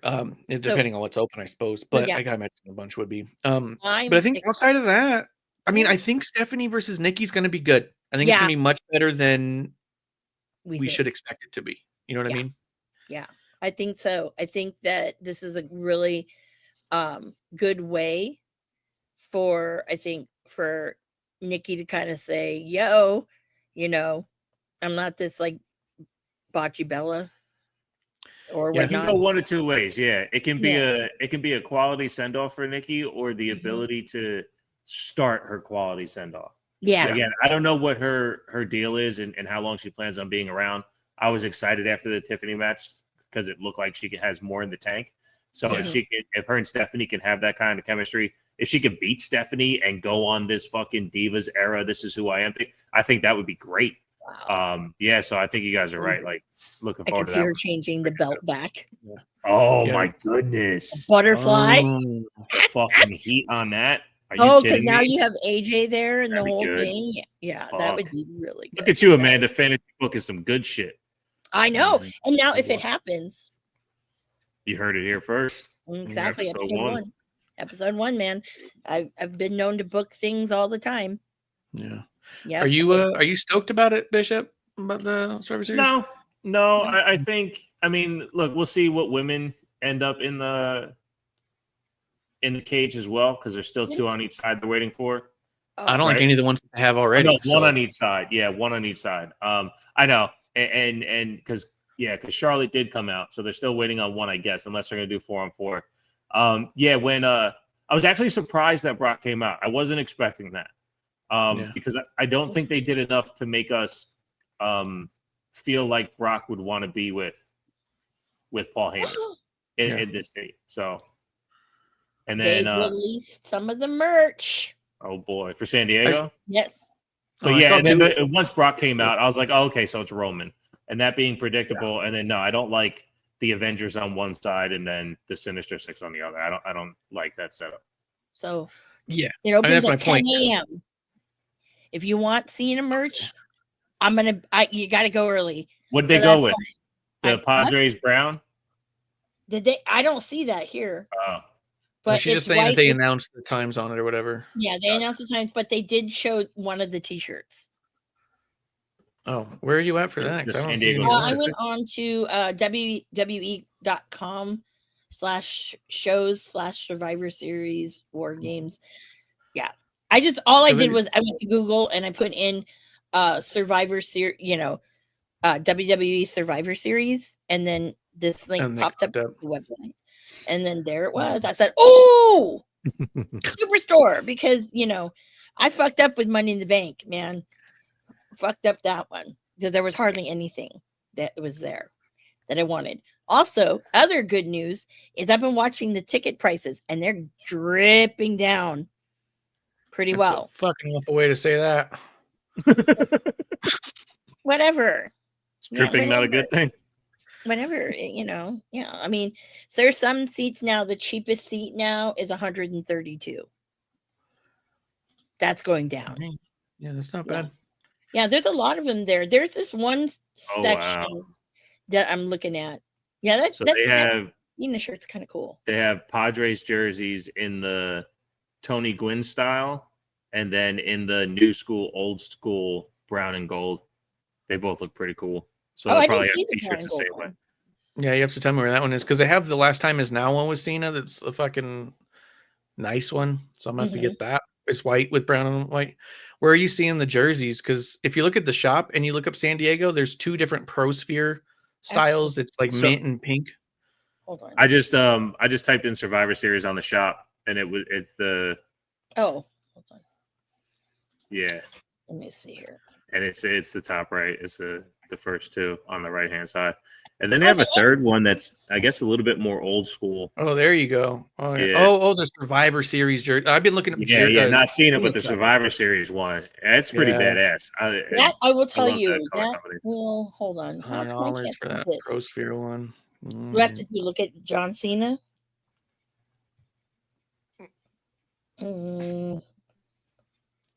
Why can't I see? This is it? always my favorite part of the show when we look up WWE shop. Yeah, Yeah. we usually do that. We have a Oh, speaking of WWE shop, there are 2 limited Dude, they do too edition. much of mint and pink. There's too much mint. Wait, I'm what? not- Where? Oh, and the And pink. what is that supposed to be? Is that do you mean? just What the one? mint? mint and pink? Yeah, like what is the Miami? representation of San Diego? Miami, I- maybe? I don't know. It's Wait. just what they called us. They called it their City Connect jersey. Oh, gotcha. And so I don't know why they picked mint and pink, but they did. But also the other thing I know about the City Connect jersey is that is done. They're not doing mint and pink anymore. And the teaser video they made about the next one stars Dominic Mysterio, and he puts an old school blue and orange hat on a fucking Day of the Dead thing, like a little mural thing. And then a Day of the Dead like kind of spirit shows up and blows out a candle, and she poofs away into like a dark blue kind of mist. So I have a feeling the City Connect this year is gonna be fucking cool, Day of the Dead style with the old blue and orange is what I'm hoping. But That sounds badass. yeah, I thought if they you would look, do a John Cena jersey. they still They might. They just still love might, it. yeah. Yeah, But because they had I do like the San Diego style merch. That yeah that jersey that shirt's Survivor pretty cool. Series shirt with the lowrider. I want one of Jake those. Dama shirt. That's Oh. dope. That's a Yeah. cool shirt. That's a cool shirt. Yeah, Yeah, that- They got the title belt in the old school Mhm. pinstripes. pinstripe and Yeah. brown. Yeah. Yeah. I don't know. Is there any Yeah, I'm orange on there? hoping. The I only mean, thing the only thing is that I'm not going to go inside the Survivor Series. So part of me is all like, I kind of want a Even San if it Diego goes thing. down cheap, It will never get cheap enough for me to be able to afford 2 tickets. what would be cheap enough? I'm not spending $250 or $300 for me and the wife to get in. No, but how much would you pay for you and the wife to get in? Literally less than 200. Less than 2. I think that is going to happen. I don't So think like so because 80 I a think I ticket, won't. 85 a Yeah. ticket. Right, but at the same time, if I end up Well- spending 150 on merch before the show starts, well, that comes out of that. Well, you need to go. So You know what's really cool about spending the money on merch? You get a really good seat at home. Yeah. Oh, yeah. Get the front row. but I will say that I'm not saying that the fucking front is going to go down to like fucking $50. But, honestly, like I want to give it the old college try. And You can go because you only got to buy one ticket. I'm not Well- telling you don't go. I'm saying fucking don't expect me to be sitting next to you. I know. And I get all annoyed at people and I start fucking yelling at them. I'm probably going to get into a fight with a CM Punk fan. Yes, you because I are. fucking hate That's him. why I'm not going to be there. Yeah, I know. Yeah, you I got to don't keep have me on health the joint. insurance either. I need both those things to sit next to you. More I- money.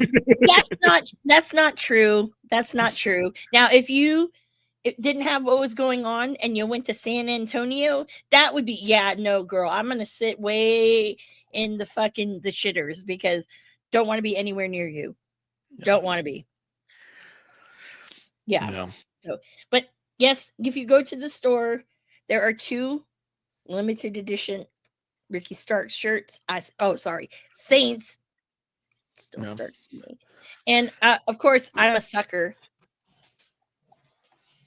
Yeah, I'm No. a sucker. But one of them is great because it says absolute gold. And it's fucking him in his fucking bougie sunglasses, but they took off the Louis Vuitton logo and put his little RS thing on there. I was like, Yeah.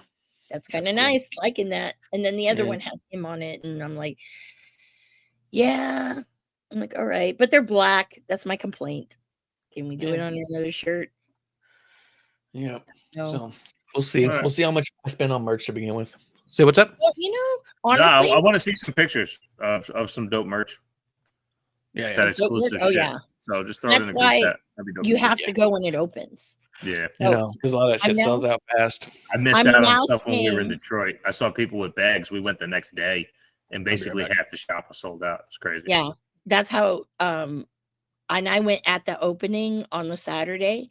That's how Money in the Bank was, because what they had the Cena jersey was a Dodgers jersey, and his name John Cena was like the Dodgers script, and then of course 17 was on the or something was on the as the number. Yeah, it was 17 because everyone's like, oh, that's Otani.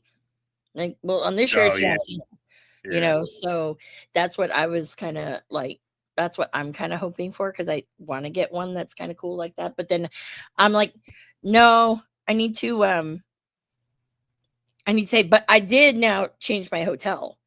So now I'm not staying across the street from Petco. I'm staying at the Marriott Marquis because I can get 3 nights there for not even one night of what I was paying for staying across the street. That can help you upgrade to the closer seat. Yeah, I know. Well, no, I'm not. No.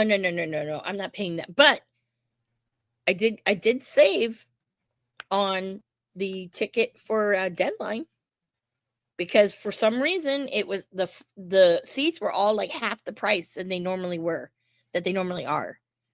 So I got a bargain and I didn't even get to pick my ticket. It just kind of went. But I paid a bargain for my fucking green shirt guy seat. Mm-hmm. No. Yeah. I want to be that person, that NXT. Like, that fucking bitch. What the fuck? He's always at those goddamn pay-per-views. Yeah. I'm like, yep. Wait till I show up in my Ricky Saints jersey. My custom one I'm making, like his Stroke Daddy one. Yeah. Y'all gonna be all, what? I'm like, yep. But then I have to make him one. He don't. He can afford his own. He can afford his own. Yeah, I know. I'm like, but still. Bishop, the other thing that we've been doing, we've started as a focus, and I don't know if I don't know if we have a ton of time to get too deep into it, but we've been reading Natalia's book, the Natty Neidhart book, The Last Heart Beating. Have you checked out any of that? I haven't, no. Oh, Did you see that she released it? Well, yeah, because you were at the signing and you sent pictures. Oh, yeah. Oh, look at Amanda. Yeah. I have a library. When we talk in the segment, I have a library. Yeah. It's the little things, it's the little. I hear good things about it, or I read good things on it's Twitter. great. People talk about it.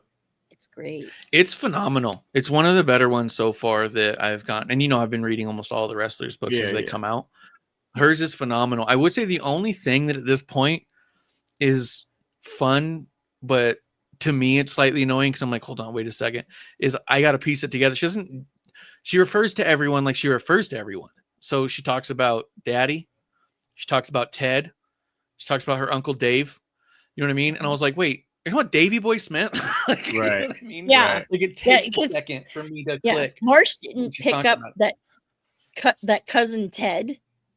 Yeah, Teddy cousin Hart. Ted. He didn't pick it up. It's Teddy He Hart. was like, And I was He's like, like, what are you of course it's Teddy Hart. Right. You know what I mean? But like, Yeah. she was like, oh yeah, I learned how to wrestle with cousin Ted and cousin Harry and TJ. And I was Yeah. like, who are they? I was like, been oh yeah, calling Harry for a long time. I read a biography like that once, and I got maybe 3 chapters in, and I'm like, this is exhausting. Yeah. Because you're reading them telling you a story, so you have to read their words and listen to them say it at the same time, and then filter in the mid. It was a mess. So it was tough. But I wouldn't say that it's a mess in that way, but it's just like I'm hearing these stories and going, and like I said, I was like, I don't remember her talking about Teddy, or Right. she hasn't brought up Teddy Hart at all, and she goes, yeah, cousin Ted, and I was like, oh shit, it did not. I was like, yeah, cousin. So then I went back and I was like, oh yeah, these are all clearly cousin I Ted. think she called him Teddy once. Yeah. Then it was all cousin Ted. Yeah, after that it was Ted. And so I was all like, what the fuck? But it's been phenomenal because she's got all these stories from all these different people and growing up in the business, and you don't realize how destitute it became and stuff. Because we all remember about Anvil and stuff, but Yeah. there's a lot there that wasn't in our face, so to speak, right? So like the idea that he had to sell his house and they moved back into the Stu's house and he didn't go with them. And so then it was just Natty and her sisters and her mom in Canada while Anvil stayed in Florida, and all that kind of stuff's going on. And like, you know, they're living off government food and all this shit that you kind of go like, man, I didn't realize that it got that bad. We always knew things weren't quite right with him and he needed the money. And we always knew that he had his issues because he'd be getting arrested and stuff. But to hear a lot of that stuff from her perspective and stuff has been really cool. And we've been doing it through the audiobook because we wanted to hear her tell the story. And in this last part that we went through, because we did the first half of part 2, there was a couple times she's telling a story and then she just starts like giggling. Like she's reading her own thing and she's going, and then you just hear her like chuckle and then keep going and stuff. And you're like, she's having an emotional response to her own book as she's telling it, which is great. There's That's one in part 1, she sniffles in between something. She's talking about her dad and she starts sniffling. And like, you can tell that you can hear her voice become a little shaky.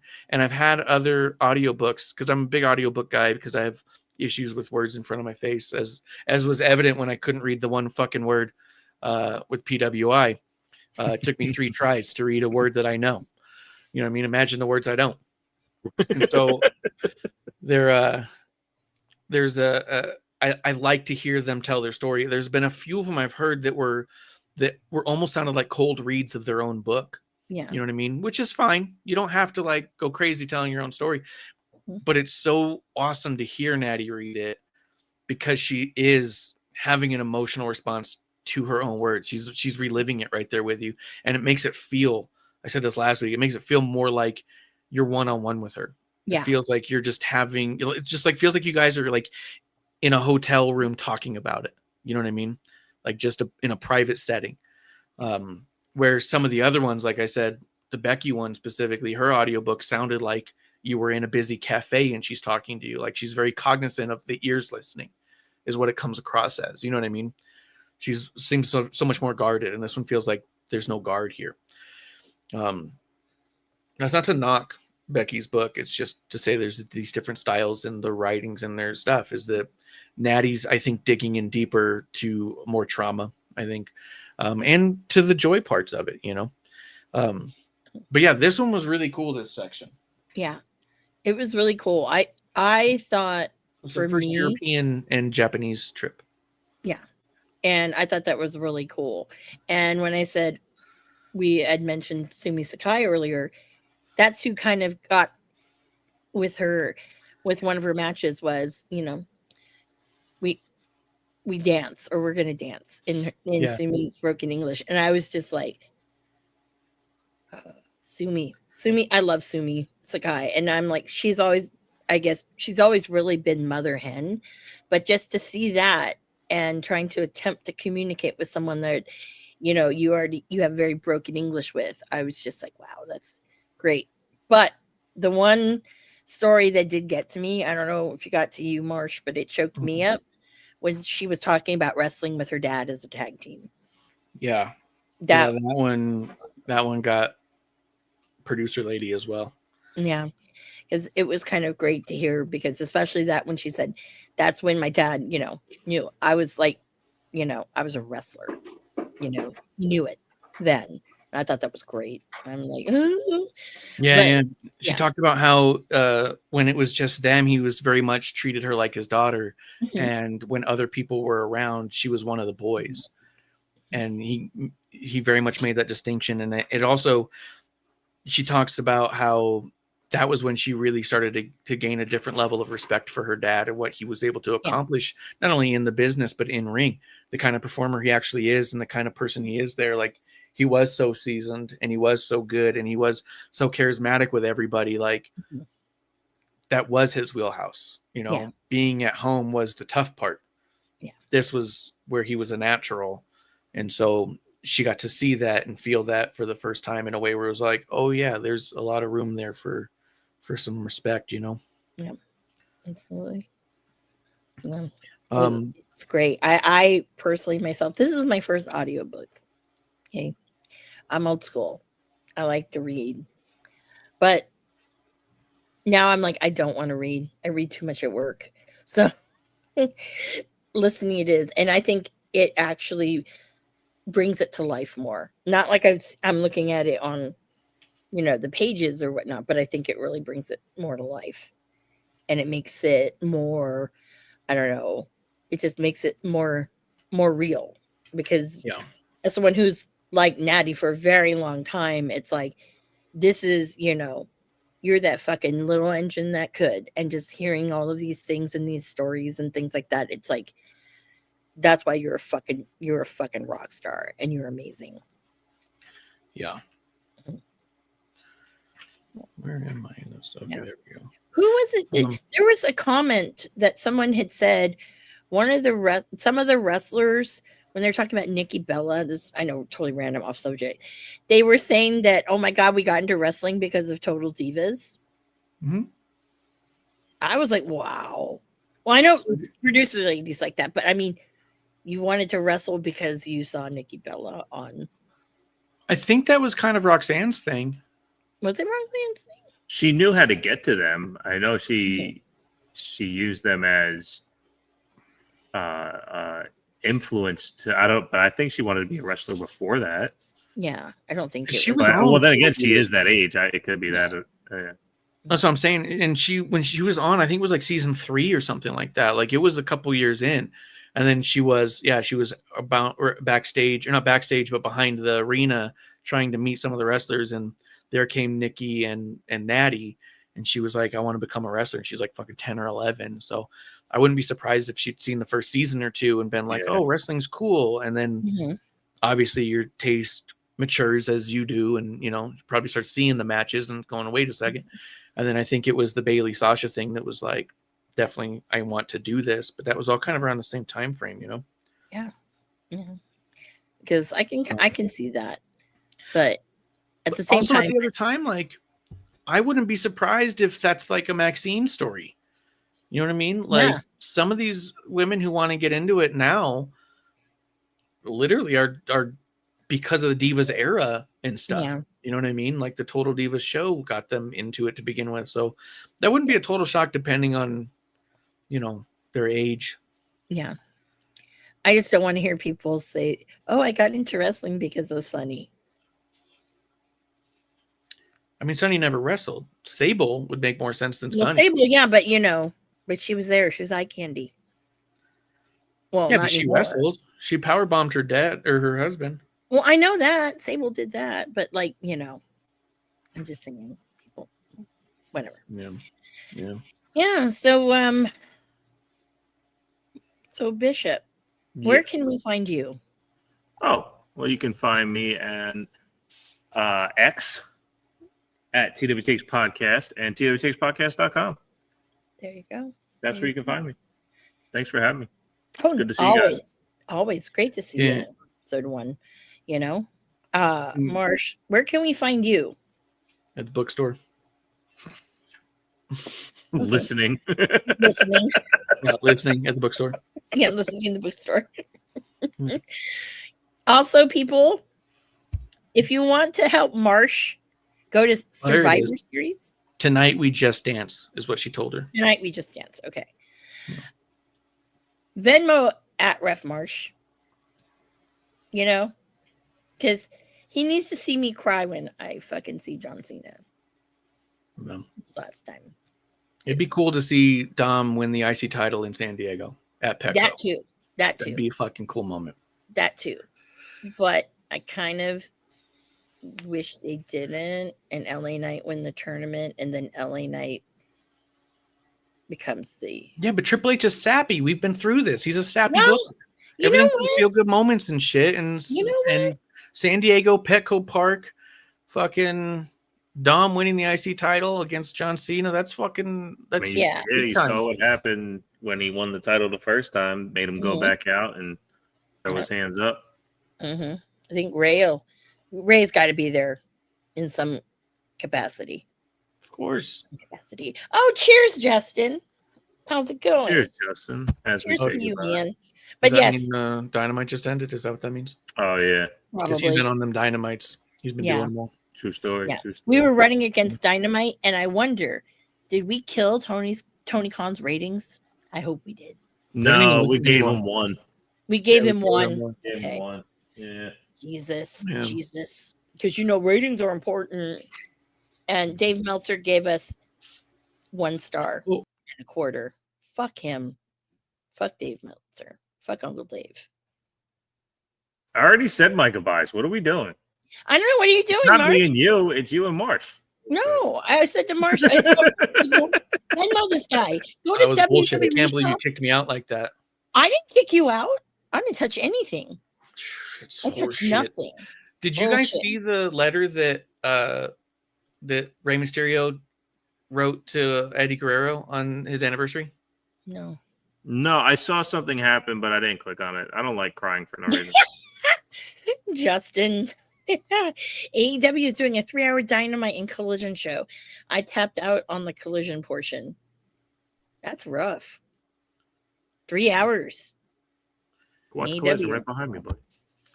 That is, you know what's brutal is when they do the ROH tapings after. Holy shit, those ones just go on and on and on. But no, the Ray letter to Eddie. What happened? Yeah, he's got a long one, but there's a segment of it. I mean, it's all worth reading, but there's a segment of it I've pulled up here because it's kind of made me think about it. Obviously, talking about San Diego and the importance of Ray and Dom. Both of them have done a lot with the Padres in general, too. And I actually took pictures of it before I read this segment. We went to the mall the other day because I wanted to see if they had some of these new, I forget the fucking hat design I was looking for, but I wanted to see if they had it. And we went down there, and the first thing I see is Liv Morgan in the window with a Green Bay Packers hat and a shirt on, and there's no WWE logo. Nothing says Liv Morgan. She's just there smiling, which, she's from Jersey. Why is she about rocking Packers? I don't know. You're right. But then the other window I looked, and there was Dom Mysterio in the new San Diego camouflage hat, and it didn't say WWE or Dom or anything. It was just, they just acted like they were just models. And also like, what the fuck? But those guys, they're like born bred San Diego. I mean, 619 is the fucking music, the name of the move. You know what I mean? Like it's all there. But in this one little segment, and we'll wrap it up. Ray writes, because he wrote this letter to Eddie on the 20th anniversary of his death. He says, "When I say you would approve of who Dom has become, Eddie, it's an understatement. You would love it. The wrestler he is now, it feels like a love letter to so many of the things that you made so special. He has the presentation down perfect. The sleazy, no offense, stash. The terrible, no offense, mullet. The ugly, no offense, jewelry and clothes. He's got the shit-eating grin. He's got the innate ability to play off different people like you did with me, Batista, Chyna, and so many others. And I'll tell you the number one trait of Dom's that's a love letter to you, Eddie. And I bet you already can guess what I'm about to say here too. The worse he behaves, the more they cheer. And as you know, it's harder to pull this off than it looks. To be a bastard, no offense, who the fans want to embrace, flaws and all. Because even at your worst, they can see something human at the center. But that's what Dom has been able to achieve." And I was like, fuck yes. I mean, we've been talking about it for a long time, man. Fucking Dom keyed in. We talked about it. I think it was you I was talking to. Maybe it was Kev. And I saw someone else bring it up again the other day because I even said it. I remember when Dom started, and it was the same time Hook started, and everyone was saying like, "The fuck are these two kids doing here? They're just being forced down our throats because they're nepo kids, right?" And you look at where they both come, and this is not a knock at Hook. Hook did probably the best he could with what he had and what his abilities were and what was presented to him. But Dom, and the support around him. And the support around him. But Dom took all those same things and I think went further than even he thought he could, right? He keyed in. Talked about it when it first started. I talked about his first year because everyone's all like, he's not that good. I was like, I think he is.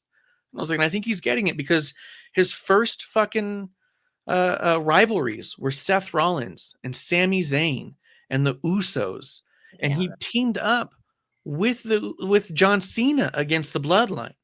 And I was like, this guy is getting a masterclass of what to do in this ring, and he's listening. His obviously his first rivalry was with Ray, You know what I mean? His big one is he got the tag titles with Ray, and then they were there against the fucking New Day and the Usos. Like the ones who have done the most for the longest and who have got their heads in locked in on it are the ones that wanted to be in the ring with him and the ones that he learned from. Yeah, to see that written out that way too was just kind of like as soon as y'all like when I tell you it's a love letter to you, you can't help but immediately start feeling it in a way where you're just like, Dom's the fucking future, man. He really is. It's Yeah, crazy. he is. So Justin was asking, Liv and Dom were window mannequins, or is it like a photo? There were pictures, there were posters. Okay. You think they have fucking human mannequins with faces on them, dude? When was the last mannequin you saw? The fuck is that? That You movie. ever been to fucking Mervin's and there's a fucking Schwarzenegger mannequin wearing a fucking sweater and a hat? No. Talk about That photos, would be dude. fucking rad. Oh my god. What's That's going like on selfie with moment Justin? right there. How drunk did he get watching? All he has is Mountain Dews, and this is what's happened. Oh, actually, I think he quit the Mountain He Dews. does water now, yeah. Yeah, Yeah, he's just watered water. up. He's all watered up and loopy. He had to watch AEW. That'll do it. You know, that does it sometimes. Yeah, So but yeah. So yeah, I want to Guys- throw it out there. Ref Marsh wants a lot of merch. Okay, there's a lot of good shit. He's lucky that he gets his hometown in an actual real hometown shirt that looks fucking rad. Having a jersey, I didn't get shit. Didn't get shit. But I will say, I'm excited to see one of Cena's last matches because, as an adult, the first time I ever went to WWE as an adult, because I went with my grandfather when I was a kid and saw WWF. Yep, AEW will do that to you. Yeah. The first one I went to, that was when I grabbed John Cena's ass with 2 hands. Dude, everyone's shaking their head. You know, It's your then proudest I learned moment. that you don't do that. But he didn't mind. He winked at me, so I'm like, okay, that's cool. I got to see his entrance once. I've Yeah, seen it once at a house show, and that was it. Really? And it was cool. Yeah. It was cool. This will Got to be see him nice. wrestle once. It was cool. Yeah. The thing this'll is, be too, I've never nice. been to Survivor Series at all, and the only SummerSlam I went to, Cena faced Roman. So Mm. Yeah, so this is my Money in the Bank's not one of the big 4, right? it's one of the big 5. Yeah. It's the Big 5. 5? It is. It is the Oh, 5. that'll be 2 of them in 1 year. Yeah. 2 Yeah. of them in 1 Yeah. year. Kind So- of rad. Well, you know, I got to get my fill in. Oh, yeah, because I can't count Mania because I didn't go to Mania. You said you got to get your fill in, like you're talking about Punk. Yeah, that's what I thought was happening. But I heard too. Oh, it was hell crazy. no. I was like, why would she No. say it that way? She Why didn't say does anything. Punk- Why does Punk Yeah. have his own? Like, I'm looking at this merch again. Why does he have his own Survivor Series shirt? Because it sells. A Survivor sells. Series, People and will you buy have to it. put the fucking Chicago bullshit on it. We're not in Chicago. No. What Yeah. the fuck? Yep. Fucking I hate that guy. God, I really want a good chance to fucking boo him. Yeah, I really do. And then I wonder, am I really that loud? If I'm loud, if I'm sitting like in the 3rd deck or 4th deck or whatever in the Bob Uecker seats, could you hear me and my disgust for Phil Brooks? I'll let you know. Yeah, you let me know. I'll be watching. Yeah, you're not going to see me, but you know, is Maybe what I'll it hear is. you.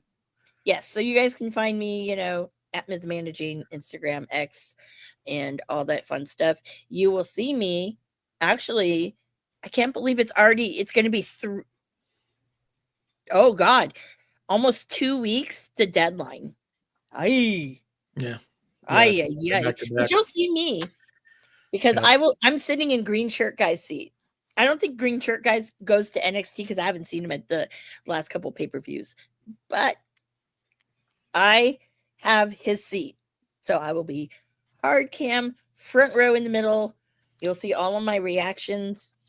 You know, my goal is to get Oba to yell at me, but I won't take that shit because I don't take it from anybody. So yeah, That's it's the worst Ricky goal to Wishman. have. I've never heard a worse goal. Yeah, don't go. Did So you guys- have you ever gotten to keep any of your chairs when you've been going to any of these? No, NXT doesn't let you. They don't do the chairs. Not anymore is what you mean, because they let me keep mine. So Yeah, not anymore. uh, Not anymore. All right. But my thing is, when you're paying $5.95. I did twice. So No Mercy, Halloween Havoc. Were the chairs even special chairs? No, Oh man, well, no, they were regular chairs. that's My because no chair one goes. at No Mercy. Yep. Yeah. So it's like, can we get a fat girl a good seat that she's not going to fucking break it and look like an asshole? Yeah. Come on, people. No, they don't do that. They didn't even do it as stand and deliver. I wasn't the front row, but I was by the front row. But yeah, they didn't do that there. So the big thing is the poster. Yep. Yeah. So I'm all about that. Producer Lady here. Thanks for tuning in. Continue to support and buy us a drink by putting the I in subscribe and reviewing our podcast. And cheers.